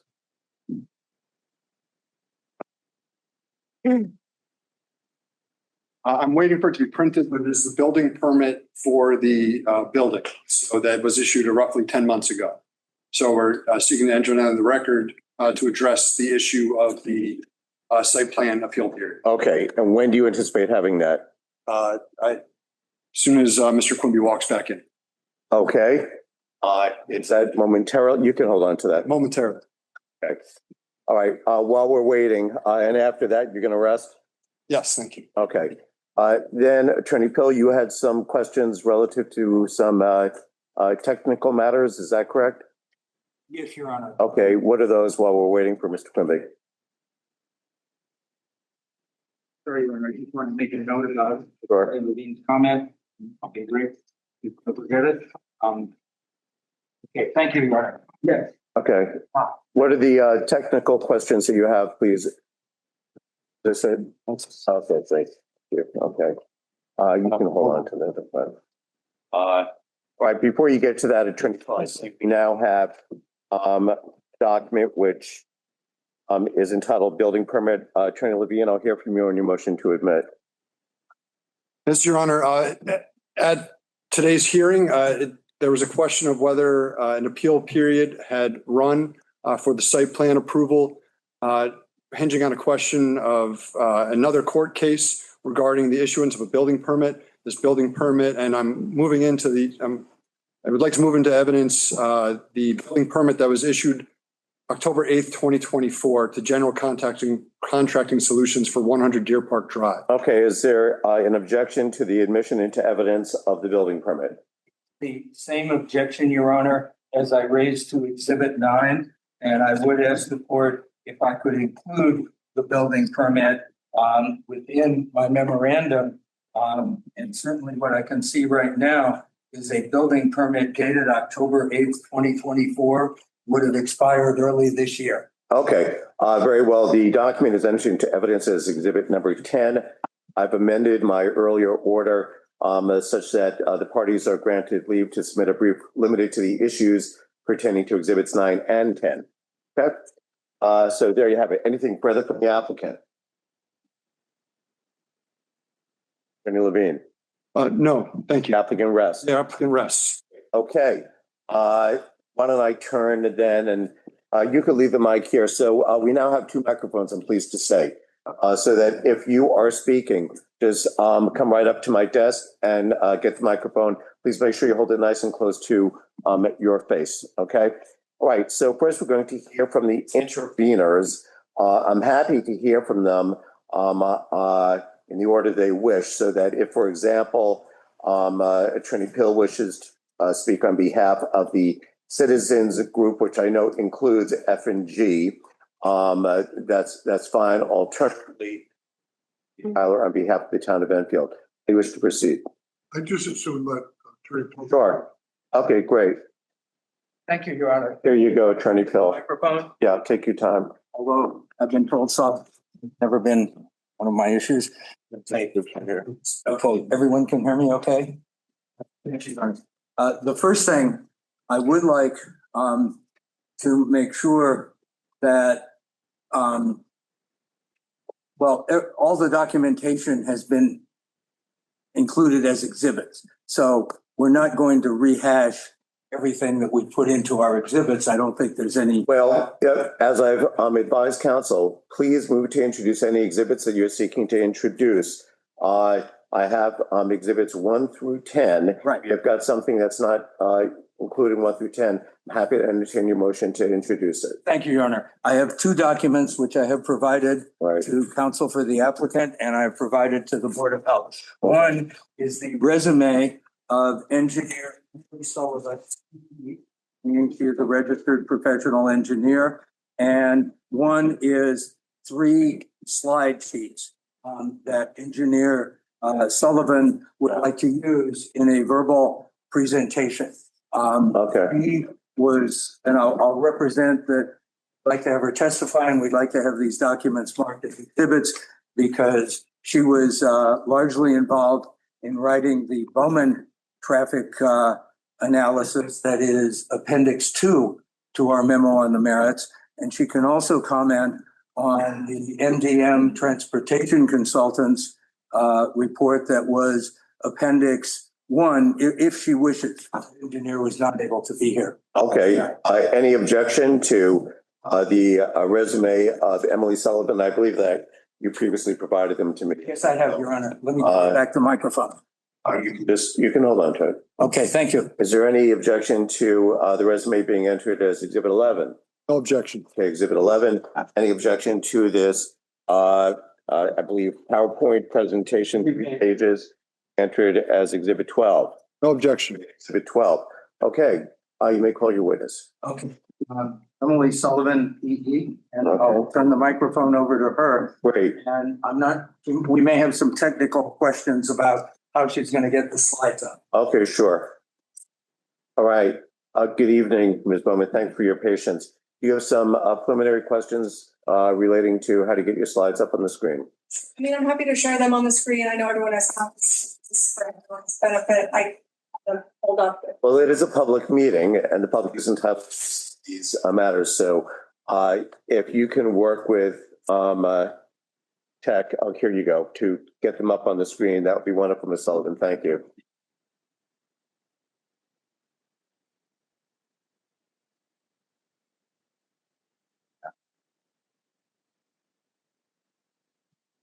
What the problem's over.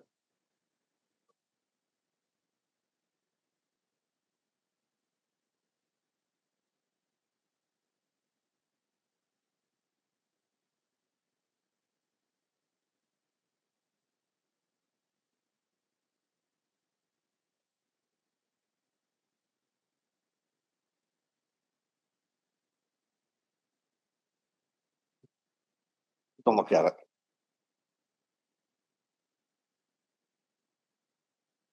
Okay. For the record, Emily Sullivan, a project manager at Bowman Consulting. Our business address is 350 Miles Standish Boulevard in Taunton, Massachusetts. I'm a project manager at Bowman, and my responsibilities include overseeing and participating in traffic impact studies for various types of developments throughout Massachusetts and Rhode Island. That includes studies for solid waste facilities. So standard practice for any impact study to generate or estimate the number of trips associated with the development is to use the Institute of Transportation Engineers trip generation manual, as pointed out by the applicant. And Bowman prepared a comment memo with some of our comments on the information that was presented. And I'm just going to focus really on the comments that we had on the trip generation, because those really are the ones that would most largely have an impact on the conclusions and results presented. Sorry. Anyways, as was pointed out by the applicant, there's no ITE land use code for solid waste facilities. So any instance where there is not a ITE land use code that's applicable, it's standard practice to collect empirical data that to determine an appropriate trip generation rate for the site. So for a transfer station or a solid waste facility, what that looks like is looking at ticketing data of trucks carrying inbound and outbound materials to the site and determining the amount of tons per load for those. Thank you. for those trucks. Obviously, the tonnage per load depends on the materials being hauled. And using that data to come up with an average ton per load for both inbound and outbound materials. And also that ticketing data would provide information on the hourly distribution of trucks entering and exiting the facility on any given day. Next slide. So and again, I don't want to rehash everything that, that's covered in their presentation, but just to recap on the trip generation methodology that was applied in the VHB traffic assessment. So they applied a 33 tons per trip. And one of our comments and questions to them was asking where that number came from and to provide the backup empirical data that that's based on. And their response was that was just information provided by the site based on existing operations. As was mentioned, that the existing operations and the materials currently being hauled will be much more compacted than the materials that are being proposed as part of this expansion. So with the proposed 2,000 tons per day, that resulted in, and as they talked about, an additional 60 trucks per day. And they use an even hourly distribution, so broke that up between the hours of operations. And they also applied the use of backhauls, assuming that trucks bringing materials to the site would then load and bring the materials off site as well. And those would kind of be shared truck trips. So Bowman has completed traffic impact studies for solid waste facilities at various locations throughout Massachusetts. And our methodology on the trip generation for all of them has been the same. We collect ticketing. If it's an expansion, we collect ticketing data at the existing site and look at the number of trucks or the tons per truck for material being hauled in, usually in roll-offs or packer trucks. And then the average tonnage for trucks being hauling material out as well, usually tractor trailers with a little bit larger capacity.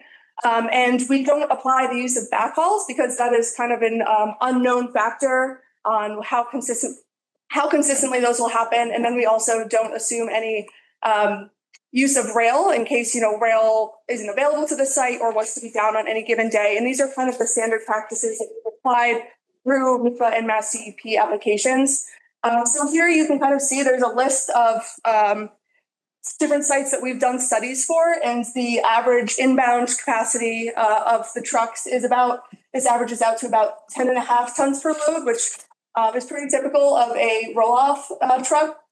And then this next column here, the daily inbound truck trips, is just applying that average tonnage to the 2,000 tons per day that's being proposed for this site.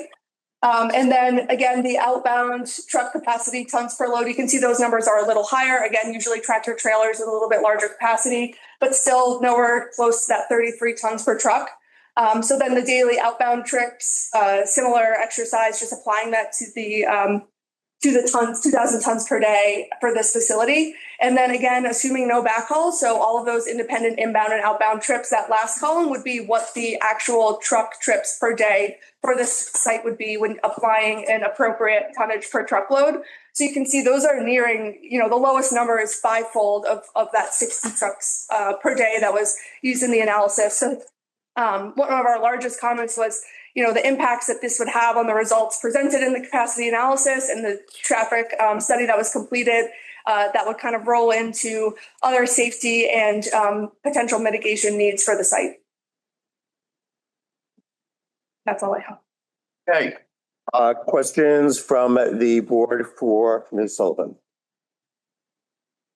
Okay. Wait, I have a question. Who paid you to do this study? Oh, Michael Pell, they haven't sent us an invoice. I'm paying Bowman. who paid you? Who asked you? I'm paying on behalf of F&G Recycling and the rest of it.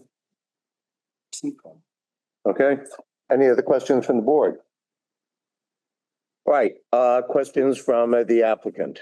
Yes, thank you. The trucks, I'll yell. The trucks at issue here, the tractor trailer trucks, have a max capacity of 35 tons, correct? Depending on the material that's being hauled. And do you know the material that's being hauled? Construction waste material and bulk waste material. You know, construction material that's being hauled in every one of these instances? So these are usually a mix of construction waste material. There's some solid waste material and recyclables in there as well, but none of this is reflective of, compact aggregate or earth material that is being processed at the site in discussion today. You have no reason to disagree that most trucks will be operated by a related entity, Charlie Arment Trucking here, correct? No, not to my knowledge. And so Charlie Arment Trucking can direct how much tonnage to put in each of these trucks, right? Again, it depends on the material that's being hauled. If Charlie Arment Trucking says, for this material, fill it to max, put in 33 tons, they can do that, right? Depending on the material, if there's not space in the truck. If you could answer my question, depending on the material, sure. Sure, but for, If it's the type of material that could be fill up 35 tons and they're directed to put in 33 tons, that can be done, correct? I don't know if that can be done for consistent waste material based on the truck size. You're a registered professional engineer, right? Correct. In the state of Rhode Island? Correct. And the concerns that you're bringing up, the traffic concerns that were presented by Bowman and the other company that did a peer review, those traffic concerns, those have all been addressed by the Department of Environmental Protection and the Mass EPA, correct? In the review, correct. And F&G Recycling just disagrees with what Deer Park put into its traffic, VHB put into the Deer Park traffic study, right? Based on it not being based on, typical practices for these types of facilities, that's correct. But, okay, F&G disagrees, and F&G disagrees with how the Mass DEP decided in its site suitability report, correct? Thank you. Nothing further. All right, Attorney Pill, do you have questions? Yes, when Deputy Counsel interrupted you to try to get you to answer yes or no, could you please explain what were the limitations and the oversights of the question? Right, the business side interruption struck from the record. Do you understand the question? So about the capacity? Yeah. So the capacity of the truck, is being by weight depends on the material being hauled. So if you have a material that can't be as compacted as, earth material, if you have something like bulk waste material where it takes up more space, the weight being hauled will vary. So that is why typically you do not use the maximum capacity, you use the actual tonnage that is being hauled into the site or out of the site based on actual ticketing data collected at the facility in operation. Any other questions for your witness? Nothing further. Thank you. All right, Attorney Levine, any further questions for Ms. Sullivan? Okay. Nothing further. Thank you. Anything further from the board? I have one more question. So you have mentioned that obviously they're going to have scales that the trucks will go on and they're going to load it in, but you're saying that there's some material that cannot be broken down to fit underneath that tonnage? So the tonnage that is used is based on the existing operations, but with the new operations being different materials, that tonnage would change. It wouldn't be as compact in the trucks. So using the tonnage from the existing site may be overstating the amount of tonnage, that maximum available for every truck. So assume that every truck would have that maximum tonnage when the material is changing, could be understating and is likely understating the number of trucks that would actually haul material in to process that max 2,000 tons per day. Well, my question, so for instance, when I pull up a medication, I am the person who adjusts the amount of medication I'm going to get. So they have the ability to adjust. And like they mentioned in their presentation, they would be able to say, today's a lower day, so we're going to put more in from yesterday into this truck. So then we get to our 2,000, whereas tomorrow we have 3,000, so we can't put it all in. Do they not have the ability to make those differentiations? I think the differentiation would be the number of trucks needed to process that 2,000 tons per day, whether it's coming from, the day before the slider. If they have a max day, the amount of trucks needed to process that tonnage. But don't they control, again, I'm just trying to understand because this is outside the scope of what I understand, but don't they have the ability to control the number of trucks per day as the owner of those companies? Yes, but to process the 2,000 tons per day would be more than the stated trucks if the tonnage were to be less than that 33 tons per truck. But ultimately, they have the ability to control that volume over the course of a week or a month. And then they can adjust it based off of the volumes once they are up and fully running. Yes. All right, thank you, Dr. Jobbins. Your Honor, Yes. one more question. Are you aware that under the site plan approval decision, the applicant limited to how many truck trips it can take per day? I believe so, yes. So what your concerns about how much they're filled up, they're irrelevant because they can only do X number of trips per day, right? I'm not entirely sure, but I don't know. Mr. Pill, you have, Well, if you can answer the question. okay, I'm not sure to my knowledge. Thank you. Right. Anything further for this witness? Nothing further than that. Okay, Ms. Sullivan, you could step down. Thank you very much. You can disconnect if you like. All right, are there any other questions I should ask from the interveners or participants or members of the public for Ms. Sullivan? All right, hearing none. You may call your next witness. Stand on the testimony of Henry Sullivan and You can grab the mic. That'd be great. Thank you. Attorney Pill, can you please take the microphone? Okay. Thank you, Your Honor. We stand on the exhibits in the testimony of Engineer Sullivan, and there is one thing I would like to raise. That's the building. I believe that in public records response from the planning board, there was an email from the planner stating that a public hearing, in other words, something more than the affidavit that's been done would be required.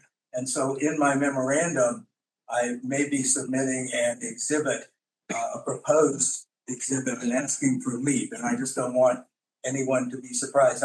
I can't be sure, but I'd rather, put it on the record that I may need to do that. I have to go back and see what documentation I have from the planning board and public records. And I just want to bring that up. What exactly does this email entail? What I believe, Your Honor, is that, and I'm going from recollection, is that there was exchanges between either Mr. Levine or his clients, the East Long Meadow Planning Department, and I believe they were informed that an amendment to the site plan approval would be required, which would of course require notice in a public hearing. It could not have been done by the affidavit by which they actually did it. Okay, and to be clear, the affidavit of corrected decision, which has been entered into evidence as exhibit number 9, was that included in any of the materials anywhere that have been entered into evidence? Not before today. And what's your understanding in that regard, including the DEP exhibit? That's correct. It was issued after the DEP decision. I'll hear from you. I'm loath to keep this hearing open beyond today, which is what you're asking me to do. So what's your, what would you like to say, if anything, Attorney Levine, relative to the request that I grant leave to introduce further exhibits? I'm sorry, Your Honor, could you restate your question? So Attorney Pill has requested leave to include within the brief that's due on June 23, for example, an email that has yet to be entered into evidence that relates to, as I understand, exhibits 9 and 10. Okay. Are you able to pull that up and have it printed this evening? Do it over the weekend. No, meaning right now. Okay, I didn't bring my computer with me. I'm sorry, Your Honor. Okay. I didn't expect, and by the way, opposing counsel did make one mistake.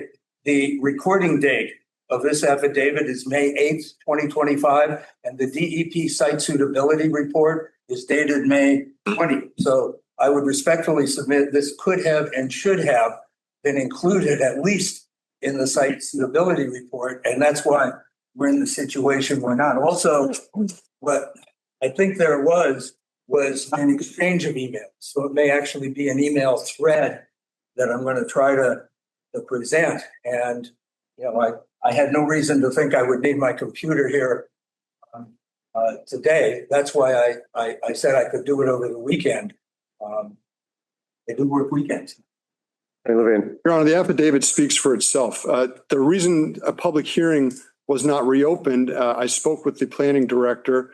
I met with him and the building inspector. We watched the recording of the planning board hearing and reviewed the minutes, which on their face showed that there was a mistake in the originally issued site plan. In the recording, on the vote, and on the minutes, both of those said prior to the rail line going in, 68 trips in and out were allowed and permitted by an oversight. It was a previous planning director. He wrote 60. He missed that little, it was an amendment to the condition. And I believe that's why. But it is clear. So that email that Attorney Pill is discussing is irrelevant. And the affidavit speaks for itself. It states that there was a mistake made. It was a clerical mistake. And that is being corrected. All right, very well. I'll give you 1 or 2 sentences. I'm going to rule on this so we can move forward. I may have an alternative, Your Honor. I'm listening. Is to suggest and request that the limit of 68 trips proposed in the planning board affidavit be incorporated into the site assignment. In other words, that the applicant is required to stand by what they're now saying they can do, and They can put conditions. they could do in this case. I think I'd be willing to forego any additional evidence and any additional random. But I'm Just to say. off the top of my head, I can't make the regulation. So there's a request that the applicant stipulate to a condition, I take it? Yes. I'm delimiting the number of trips to 68 per day. Okay. 68 trips in and 68 trips out. Okay. As stated in the affidavit that has been marked as part of Exhibit 9. Yes, would the applicant stipulate to that being a condition of site? Yeah, and by no means is anyone twisting the applicant's arm on this. Is the applicant willing to agree to that stipulation? I need to talk to my client on that. I'm having some discussions with our environmental engineer. Right. Okay, I'm going to give you some time to do that. But first, as to the request to supplement the record through this email chain, I'm not satisfied that proper offer proof has been made to satisfy that the material is relevant. I'm not satisfied that the intervener has been unduly prejudiced. And it seems that that material could have been available to the intervener today. So that request to supplement with the brief due on June 23 with a request to introduce evidence that would require me to keep this hearing open, at least until then, and reconvene it. These are public hearings. That's denied. Okay. You'll have an opportunity to consider the request for a stipulation, and you can get back to me on that before the close of this hearing. Okay, we're going to move forward. I just, no disrespect, if I find something, I will append it to my memorandum, understanding that the court has already denied it, but it would simply be me trying to make a record. Well, to be clear, the court has done nothing. There should be an RET after my name on the placard. Okay, certainly, but any extrinsic material that you seek to append is not evidence before the Board of Health, and the Board of Health is free to disregard it if it wishes. Okay. So, Your Honor, I guess it would just be by analogy then to a court proceeding. It's whether when an exhibit is offered and the court excludes it, one would have it marked for identification. So perhaps that's the closest analogy. In other words, I'm not going to mark anything for identification because we don't have it in front of us.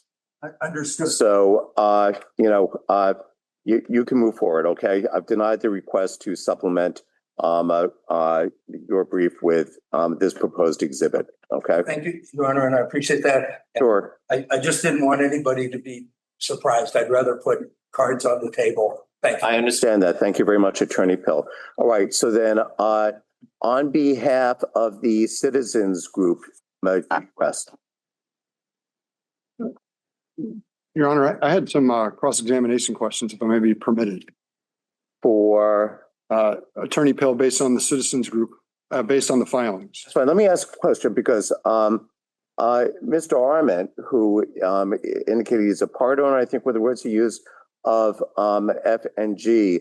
No, sorry, Your Honor. I'm Charlie Arment Trucking. And Oh, he's you guys. I apologize. All right, very well. All right. Do you have any further witnesses then? None, Your Honor, and I do just want to be clear. So if the applicant by the end of the hearing agrees to a stipulation of 68 trucks in and 68 trucks. We're going to come back to that, but I'm going to give them time to talk about it. Oh, okay. Thank you. Yeah, I'm not going to put them on the spot. They can confer before the hearing closes and indicate whether or not they wish to stipulate to those parameters. Okay. I just wanted to note for their benefit and for for Your Honor and the help that if they do so stipulate, then I would not be seeking. I understand. Yeah. I'm just going to give them some time to confer, as I stated. Right. Very well. You have questions then for Attorney Pill. yes, thank you. F&G Recycling is, in its own words, I would like to ensure that the highest environmental standards are adhered by all operators in the industry, correct? That's correct. I stated that in our petition. And F&G is a direct competitor of Deer Park Recycling of the applicant? This highly regulated state, and as in any business, it's like a sports event. If one team doesn't play by the rules, the other team has every right to ask the referee. So, Attorney Pill, is your answer yes or no? Yes, they are a direct competitor, and yes. And F&G tried to take ownership of the railroad spur coming into East Long Meadow, correct? Yes, because no one really knows who owns it. That hasn't been resolved. CSX has leased it to Deer Park, correct? They do not have title, in my opinion. And F&G tried to take ownership of the railroad spur coming to East Long Meadow with the direct goal of blocking Deer Park Recycling from using the railroad spur, correct? That is correct, yes. And blocking use of the railroad spur would increase the truck traffic going through East Long Meadow, correct? That I do not know. Nothing further. Thank you. All right. Are there any other questions from interveners, participants, or members of the public for Attorney Pill? I have a question. Yes. In this site assignment, it actually says 68 trucks already. It says here on December 4th, 2024, it already has 68 trucks per day listed in the site assignment. Why would we need to? DEP condition of the site assignment, what page of the May 20th site assignment is that? It's from December 4, 2024. It's on page 17 from O'Reilly, Talbot, and Oakham. And it's the application for the site assignment. So it's already in the application for that to exist. That is their representation. Correct, but that was part of their application process. They disclosed that. So what? That a big difference between them representing that and you as a board making that a legally binding condition of site assignment. That representation means nothing legally. That's simply the or proposal. What I'm saying is willing to be given their word, stand behind and be legally bound by what they told the planning board and what they told DEP. And I understand they may want to think about that. You want to apply? Okay, thank you. All right. Any other questions? We have an opportunity, Your Honor. I think, there's been some aspersions cast on a competitor being involved here. I've not heard any aspersions. I haven't heard any pejorative nuance associated. There's been a comment, perhaps testimony, that F&G is a direct competitor, I think, with the words, and it stands at that. Will counsel be allowed to make brief closing statement or argument? Sure. It'll be very brief. We'll give both counsel that opportunity. Okay. I have one page of notes that might be one thing. That's fine. I appreciate that. Thank you very much. Very well. Now for the town of Enfield, Attorney Tyler, happy to hear from you. Thank you. It's over there. Thank you. Don. Thank you very much. Great, thank you. Oh, Runner, I just realized I did not stand up to be sworn. So, you know, Oh, well, whose fault is that? to apologize. All right, do you solemnly swear that the evidence that you have just given before this board is the truth, the whole truth, nothing but the truth, Yes, under the pains and penalties of perjury? yes, both verbally and in the exhibits that Okay. I've offered and submitted. All Thank right, you. thank you very much. I appreciate that. Okay, Attorney Tyler, I believe you were sworn in. Yes, actually, in Connecticut, is when before these things don't happen. I understand that. We're going to go with it. I'm not in. Yeah, we're going to go with it. First of all, Your Honor, if I may be seated while I'm reading, I'd Absolutely. Make yourself comfortable. like to make sure that I have all of our documents in as an exhibit. And so I want to make sure that we have our intervenor registration statement and incorporate the reference in that as the memorandum in support, which I believe we do have. Right, the Town of Enfield intervenor registration statement is exhibit number 1. Memo standing for all intervenors, exhibit 5. Intervenors critique on the merits, exhibit 6. And exhibit number 1, with regard to the intervenor statement, I want to make sure that the letter of April 8th, 2025 from Mayor Nelson on the Town of Enfield is also a part of. All right, just a moment. Let me take a look.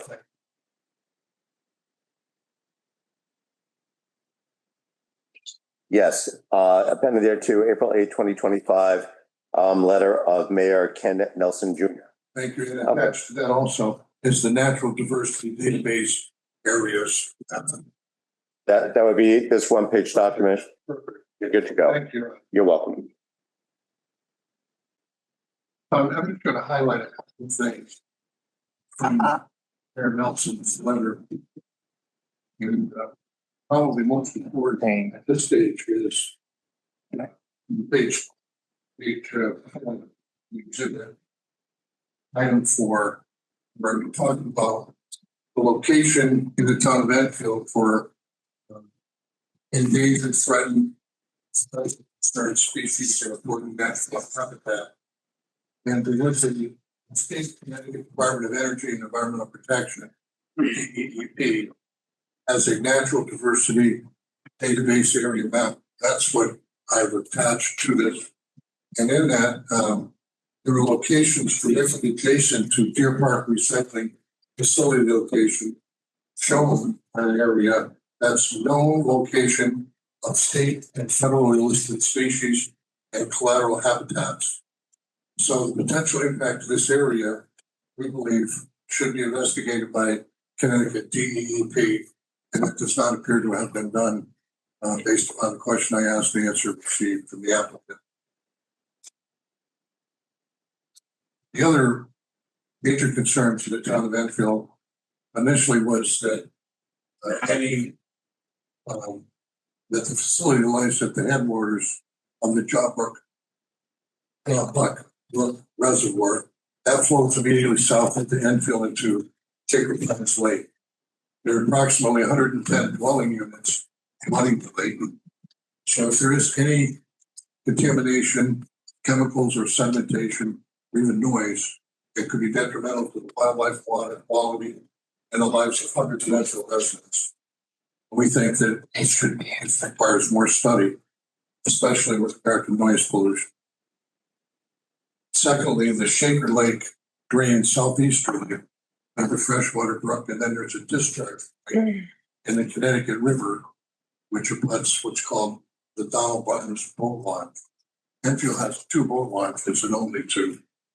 With regard to these boat launches, it's a popular spot for Enfield residents for recreational activities such as fishing, boating, and swimming. And so we have, as Mayor Nelson described, great concern of contaminants and sediment leaving the site, potentially contaminating these waterways and its surrounding environment. And insofar as the potential reestablishment of the Armory Line Railway in Connecticut, we understand it was abandoned in Massachusetts. So we're not in a position right now to give an opinion as to who owns what. But specifically, if anything in Mass, we couldn't give an opinion to that anyway. And insofar as Connecticut goes, I really don't have any knowledge as to who the owner is. But I know that they're relying on trucking an estimated ceiling of 2,000 tons per day of recycled materials. That could have a major impact on Enfield's roadways. In the event this railroad isn't completed. And actually, even if it is completed, it's to be like that's only going to reduce the trucking by about 16 loads per day. So we're very concerned about the amount of heavy trucks going through Enfield.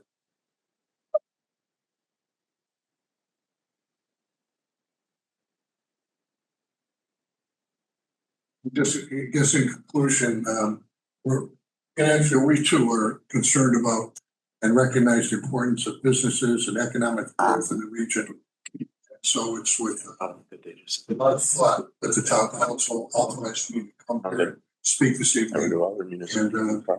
And as good neighbors, which we've been with the state of Commonwealth, Massachusetts, and town of East Long Meadow for many, many years, we did have these significant concerns regarding the potential impact of the facility on the health, safety, welfare of citizens, as well as wildlife and the environment. And thank you very much. I don't have anything else to add unless you have some of these questions. Great, thank you very much. Thank you very much, Attorney Tyler. Any questions from members of the board? Okay, any questions from the applicant? No, thank you. Any questions from anyone else who is present? Yes, if you could stand and please state your full name and your address. Stephen Wazalowski, 229 College Highway, Southwick. I don't know if I'll need the phone. WESOLOWSKL. This fine gentleman had brought up some points about the noise pollution. It's more for a question for these gentlemen. Can I ask still a question to anybody? No, the question is for town council from the town of Enfield. Didn't they speak that this machine is so quiet, stand on top of it, have a general conversation? That there was almost no noise. Wait, I'm not going to comment on. Yeah, these are questions for town council. Okay. Let me rephrase the question. For the major concern was the noise. You had a bunch of bulletin points there. I didn't say my major concern. You did. Reread it. You said one of the major concerns. All right, just a brief moment. Just a brief moment, sir. You may pose a question, okay? All right, don't be argumentative. Please pose a question, okay? You may pose a question. These questions relate to what town council has just presented, okay? I get it. I was listening. Right.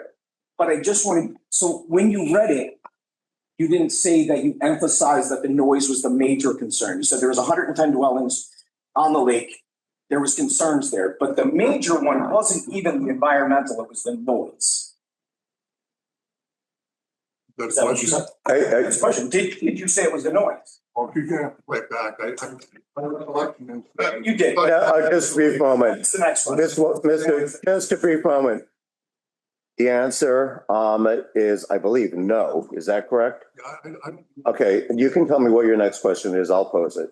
So the next question would be, didn't they say in the review that we all just heard that the traffic is going to be detoured to try to keep almost all of it, if not all of it, out of Connecticut? Okay. That they controlled the traffic. You're asking questions that relate to the applicant's presentation of evidence. Is that correct? I'm just what we saw. That's all I'm asking is what was on that board for all of us to see. Okay. The questions are to be posed relative to the presentation of evidence from the town of Enfield only. Okay. And not council's interpretation of evidence that came in through the applicant. So if you have any questions in that regard, you may pose them through me. I guess there's no questions. Okay, great. Thank you. You can put that down. All right. Any further questions for town council? Okay. Thank you very much. All right. And does the town rest? The town rests. And does the citizens group rest?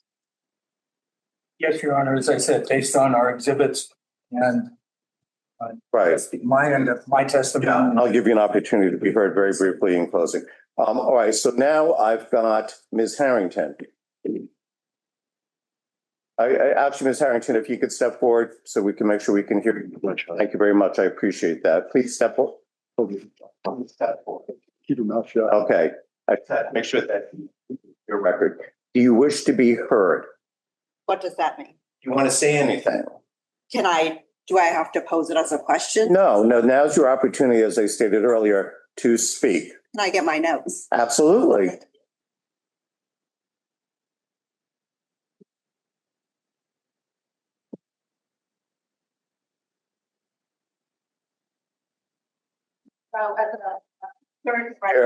Please take the microphone and speak directly into the microphone to ensure we create a clear record. Thank you very much, Ms. Harrington. Thank you. To be heard. As a concerned resident of the southeastern corridor of East Long Meadow, Mass, I have grave concerns about this project moving forward. I felt like we've been bamboozled, let's say railroaded, as a. The court report is indicating, why don't you step back a little bit and speak directly into the microphone. There is a court reporter. So you have to state your address again for the record too. Well, it's been established, but you can state your full name and address already. So, Please state your full name and your address. 20 Devonshire Terrace, East Long Meadow, Mass. Okay. I consider myself an abutter. All right. So I consider that. Why don't you establish whether or not you're a direct abutter? I don't know what that's considered. I live in the southeast quarter of East Long Meadow, Mass. All right, go ahead. I don't know what the proximity is to the project. Right, very well. But traffic concerns, noise concerns, and also health concerns. So these gentlemen want us to believe that this is going to pose no health issues for this period of time and going forward when they can't even keep our water clean. Since 2018, they've been unable to provide East Long Meadow with clean drinking water, and it won't be resolved till 2028. Also, I understand these people's concerns with Enfield. A lot of us go in that direction when we leave the problem. Now, the rail line, which I feel like I'm just completely blindsided, and I feel like I'm the only citizen here, or there's a couple of us in the room, or not citizen, but neighborhood person here, because we've been kept in the dark. I didn't even know there was a rail line coming in. So it's just crazy. And this project moving forward was all kept very secret.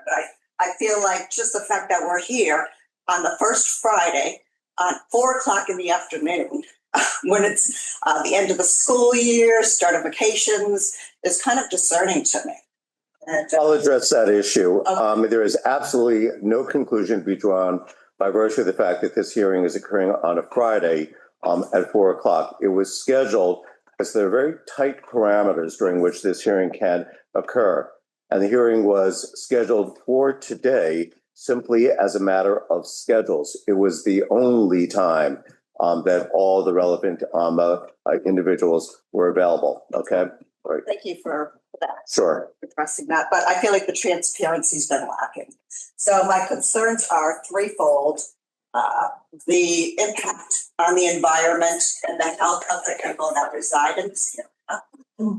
My second effect is the noise pollution, not necessarily from the facility of itself, but the trucks going back and forth. And when we established the train, oh my gosh, we get train noise from the Springfield rail line where we live. It echoes up there. So, and then my other concerns are, let's see here.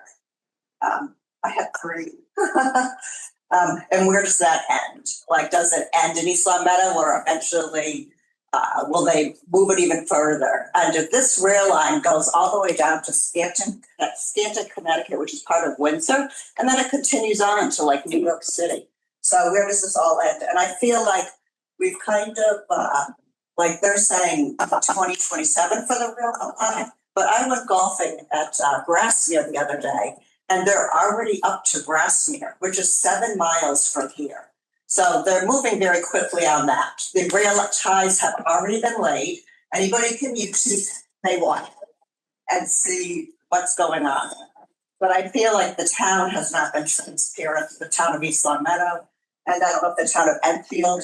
And I find it hard to believe that the town of Long Meadow is allowing these trucks to leave that facility, go down Denslow Road. What did we say here? So you're saying that you told the people of Long Meadow that these trucks were going to leave there, go through, let me just find my notes, down Denslow Road and then go to Wolf Swamp or Commerce Street. I find it very hard to believe that citizens of Long Meadow agree to that.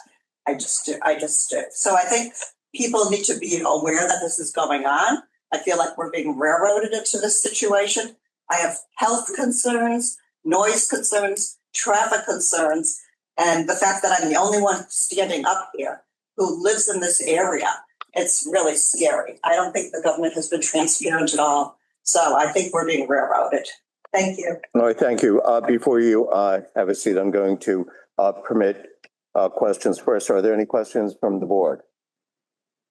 I have a question for you in terms of protocol. If she is not a direct abutter, would this have to be in the record as? Whether or not, you indicated you were in a butter. And so I permitted you to intervene. Regardless, I would have permitted you to speak as a participant, as an individual who believes you will be adversely affected by the decision of this board. So it's really makes. I don't understand the protocol. That's not. Sir, you'll have a moment. Please bear with us. I will note for the record that there was this meeting was duly noticed as a public hearing by the Board of Health. So are there other questions for Ms. Harrington? Any from the applicant? None at this time. Thanks. Attorney Pill. Thank you. Attorney Tyler. All right. Do you have a question for the speaker? Question. Okay. Well, the time period for questions of the town attorney has passed, but have a seat and I'll get back to you in a brief moment. Okay. Any questions for Ms. Harrington? Can I make one other statement? Please. I consider myself an abutter because the only way to my property is either on Shaker Road to Pease or Prospect. So I can only go down Shaker Road to Pease Road or the town center to Prospect. And we all know the traffic, how it is. So I find it hard to believe that we did a good traffic study on Pease Road to get out to Shaker because it's increased exponentially. So it's very difficult. Somebody's going to get killed there. So that's it. All right. Thank you. If you'd be so kind as to put the microphone on the table. Before I turn to the gentleman in the back, I had a Mr. Oliski. As a participant, please step forward. We'll give you the microphone. He's good. And I'm going to ask you please to state your full name and address. Yes, my name's Dennis Oliski. I live at 53 High Pine Circle here in East Long Meadow. And I just have some comments. So the Arment family's been a fixture in this town for the surrounding communities for the last 20 years that I've known. I've worked with them professionally and personally on with many members of the Arment family. They have donated materials, equipment, donations to clubs, events, businesses, for the July parade, the fair, sports, fields, repairs, sponsorships, teams, lots of hill climbs. Also responded to many community emergencies, the tornado, the gas meter exploded, etc. They help out other small companies within town and within the communities.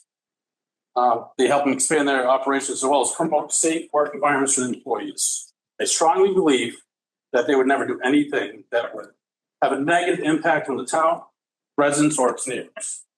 Their 70 years of dedicated service to the community speaks of their dedication to the overall strength community bond they have created. They continue to contribute to create and maintain the foreseeable future.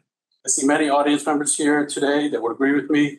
They live here, work here, employ here, and they want to grow here just like the Arment family. and I'm approval for this application. Thank you. All right, thank you very much. Are there any questions for Mr. Oliski from members of the board? Okay, any questions? Any questions? All right, are there any questions from the members of the public present for Mr. Oliski? Okay, thank you. I'm going to call upon Mr. Arman if you wish to speak. Yeah. All right, want to take the microphone and please take the microphone. All right, Mr. Arman, you requested to be identified as a participant earlier. Do you wish to say anything? No, I do not. All right, thank you very much. Okay. The gentleman in the back, please step forward. Give you the microphone.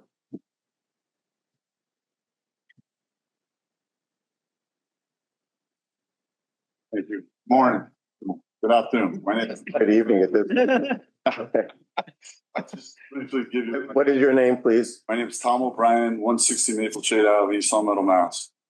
I'm a current conservation member in this town. I've been a previous chair. I've been on the commission for approximately 20 years. I'm also a licensed forester in Connecticut, and I can speak to water, stormwater, drinking water with a high degree of professionalism. So, a couple of questions for your attorney. Does the town of Enfield have any jurisdiction in East Long Meadow? All right, so you can pose the questions of me since technically the time period to pose questions has lapsed. So your question is whether or not the town of Enfield has any jurisdiction for what? The town of East Long Meadow.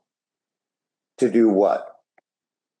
Oversee any things in this town that are occurring in this town related to its business or its water runoff.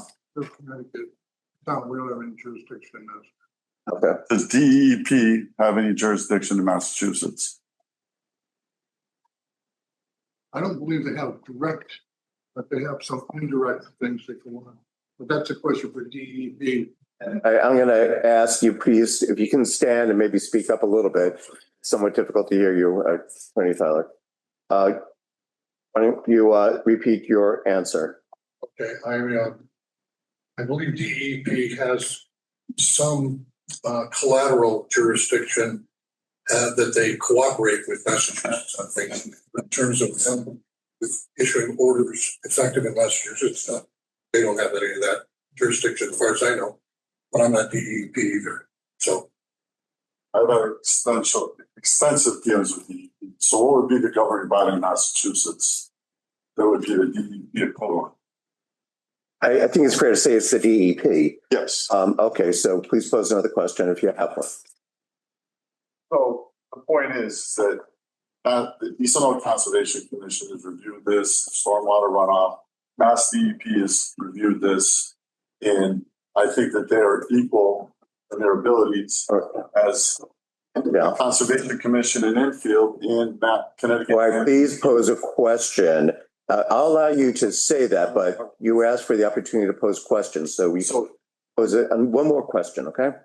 All right. Would you say that Massachusetts, on a local town level, their Conservation Commission, and on a state level, their DEP, would be equivalent jurisdictionally and ability-wise to Enfield Conservation Commission and Connecticut DEP? Okay. Okay. That question is so vague that I'm not going to permit it because it lacks specificity. It's also a bit argumentative. So you can have a seat, Attorney Tyler, and I'm happy to hear from you if you want to say something. Okay, you can make a statement. Yeah, my statement is that I've been on the board a long time. I have a ton of experience in water runoff, environment, habitat, and we do our due diligence here in town as a conservation member. And I deal with DEP and I've been dealing with them for 30 plus years, know them personally, and they do their due diligence. So I'm just trying to assuage his concerns as to water quality and water runoff when I know we've done our homework here in this town and on a state level. I appreciate that. Thank you very much. Are there any questions for Mr. O'Brien? Any questions for Mr. O'Brien from the app? No. Any questions on Attorney Pill? Attorney Tyler? Okay, great. You can put the microphone back down. Right. I don't have any other interveners or participants who have been identified. Are there any members of the public who wish to be heard? Hearing none, I'm going to afford counsel 2 minutes to make a summation. I'm going to start off with Attorney Pill. Attorney Tyler, if you wish to say something, you don't have to, but if you wish, you can. And then last word I'll give to the applicant, and then we'll move forward, okay?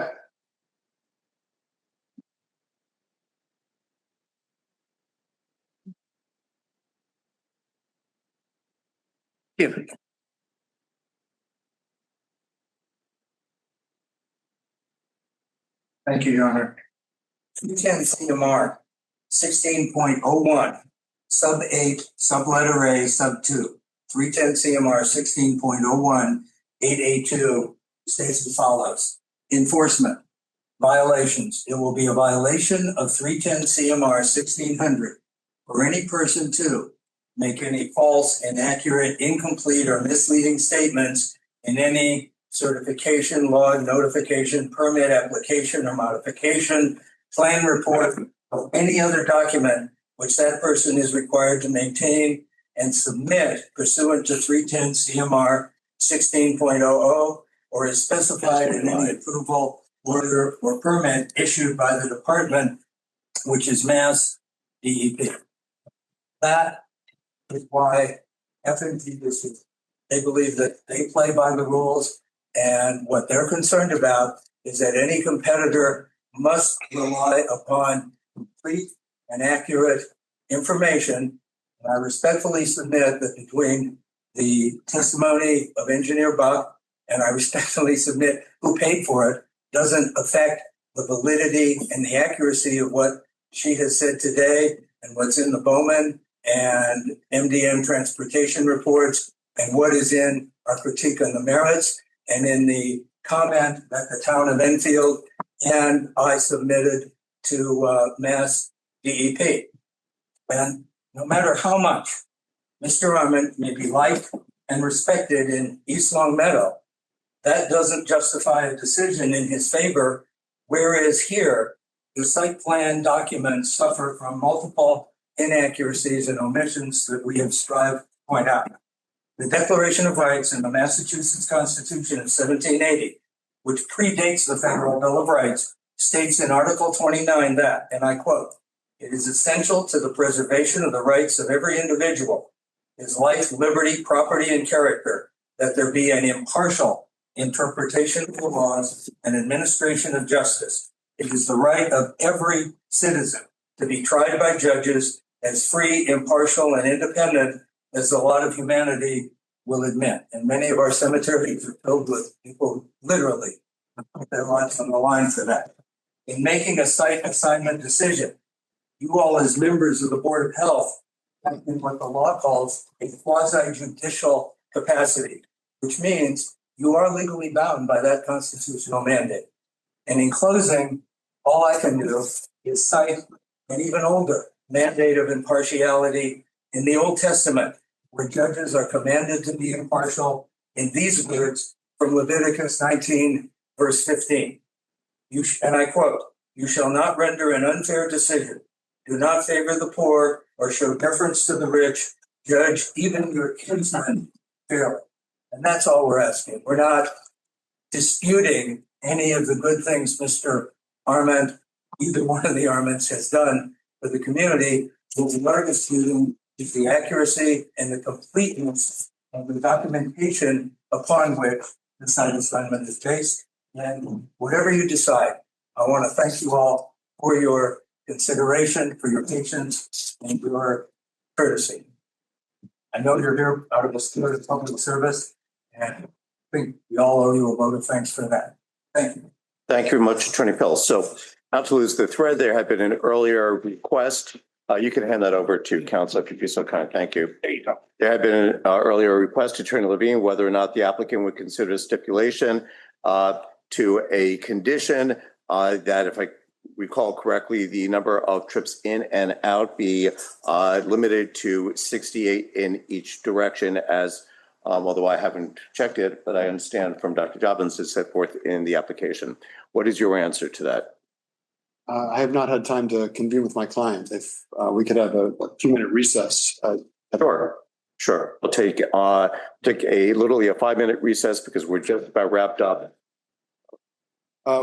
Would you mind if I close following Mr. Pill before we?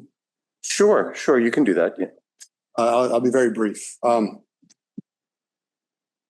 Aspersions against the applicant aside, I urge you to put that aside.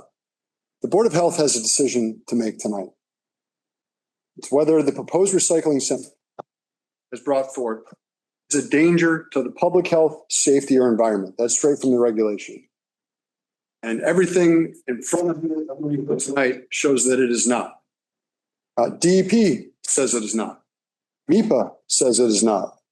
The experts from BHP and OTO say it is not. Nothing said here tonight has shown it's a public danger except a direct competitor that is asking you to shut down a business that may affect theirs. No one else that is not being paid by F&G has said it is a danger to the public health. This is a clean recycling facility. It's a quiet recycling facility. It's a recycling facility that will take debris will sort it to be better for the environment. So some things can be reused, some things can be put in landfill, some things can be recycled. It's a net good for us. The refuse will be inside. It is sorted inside. It will be sorted quietly by a brand new electric machine that you can stand on and you can talk on. There's work being done on this site now. There's work that has been done on this site for years.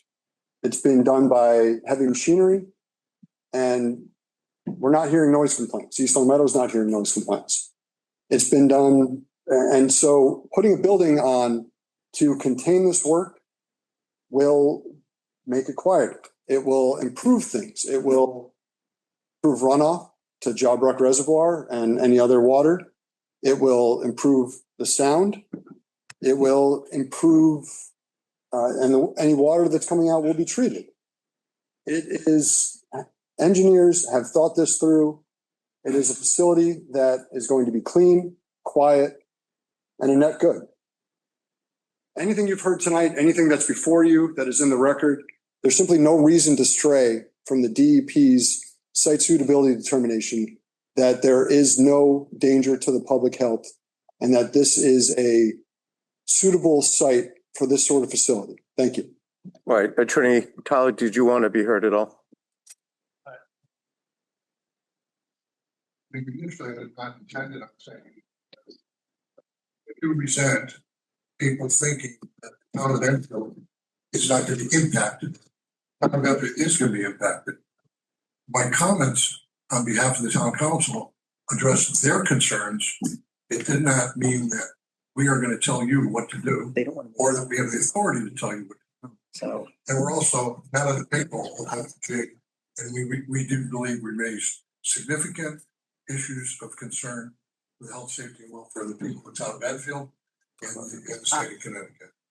So we stand by the statements and the exhibits that we have put forth. Thank you for your time and your energy on that. Thank you, Attorney Tyler. Attorney Levine, you had earlier indicated that you were requesting a tentative decision from this board. I told you that I would address that as we near the close of the hearing. Are you making that request? Yes, I am, Your Honor. Thank you. The request is denied pursuant to 3010 CMR section 1620, paragraph 10K3 that relates to tentative decisions. Specifically, the CMR states that if the majority of the board who must sign the final decision have personally heard or read the evidence, the board shall not be required to comply with the request to issue a tentative decision. And so the request is denied. Moreover, this board will benefit from the information that is set forth in the briefs that council have until June 23 to submit. We're going to take a 5-minute recess, no more than that, to give the applicant an opportunity to consider the request for a stipulated condition. I'll see you in 5 minutes. Thank you. We're back on the record. Attorney Levine, what would you like to report? The applicant would be willing to stipulate to 68 trips per day in and out, 136 total. If the parties are able to stipulate to the admission of exhibits 9 and 10. All right, and I believe that earlier on was Attorney Pill's suggestion. Correct, Your Honor, and I do so stipulate in return for their so stipulating. All right. Thank you very much. I appreciate work. It's important to have the stipulation perhaps with a little more detail as opposed to in and out. If you can just rephrase that for the record with more precision, that would be quite helpful for the board. The applicant would stipulate to a total of 68 truck trips per day, 68 in, 68 out, meaning 136 total truck trips, which is the current number that's in the site plan approval decision, as well as contemplated in the DEP site suitability determination. Okay. Anything further in that regard, Attorney Pill? Nothing. Thank All right. Thank you, counsel. Once again, as such, I am Attorney Pill is no longer requesting leave to submit a brief relative to exhibits 9 and 10. Is that correct? He's correct, Your Honor. And that's likewise true for the applicant, Attorney Levine? That's correct. Okay, so that's clear for the board then. Okay, that simplifies matters. Thank you very much. Okay, all right. That terminates the presentation of evidence. I just have a few comments before we close. The Board of Health, within 45 days of today, must issue a site assignment or a written finding that the proposed site development would constitute a danger to the public health, safety, or environment based on the relevant siting criteria. Once again, that date, by my calculation, the board needs to check it on their own, is July 28. The board does have the power to condition a grant of site assignment by imposing limitations on the nature and extent of the facility so that it will not pose a threat to public health, safety, or the environment. There is on the record one stipulation in that regard. The Board of Health decision shall be based on the evidence of record, the documents and live testimony admitted to evidence. I note that I have exhibits 1 through 12, which I have turned over to the Board of Health and are in the possession of the Board of Health. Those documents comprise the written record along with the live testimony, which has been recorded both by video means and stenographically. Site assignment regulations allow the parties and participants to make arguments. We've already heard that, to file briefs, which I do not believe is called for in light of counsel's representations. The administrative record, as I said, will consist of all the admitted evidence, the recording of the proceedings, as well as the Board of Health's decision. Each member of the board should review the record and a public meeting noticed under the public meeting law. They should deliberate in open session and vote on the site assignment. The final decision shall be in writing and signed by the Board of Health members. The decision should contain the statement of reasons and determination of facts pertaining to the site suitability criteria with the law necessary to the decision, along with any special conditions that the board believes are necessary and appropriate. The applicant may provide a proposed decision for their consideration. Have you done that today? I'm sorry? Do you have a proposed decision for the board's consideration? No. Okay, very well. The record reflects there is no such proposed decision that's been submitted. Notice of the decision, board's decision, must be published in the newspaper within 7 days of its issuance, irrespective of the grant or denial of the site assignment. Appeal is to the Superior Court pursuant to Mass General Laws, Chapter 38, Section 14. The court review is on the administrative record. That is to say, there is no trial with testifying witnesses. The proceeding is a motion for judgment on the record with briefs and oral arguments to the judge. Are there any questions? Okay. Thank you. All right. Very well. I personally want to thank the Board of Health, its staff, to counsel, to all members of the public who have been present today for your participation in this most meaningful hearing. Thank you all. So Chair Johnson, it's now for you to close the public hearing and for the board to vote on that decision. As chair, I motion to close the public hearing. Do I have I second. all right, and we'll do roll call vote. So Christine Johnston, aye. Dr. Katie Jobbins. Aye. Rebecca Torsia. Aye. Thank you so much. Right, very well. The public meeting is closed. Thank you all. Have a great evening.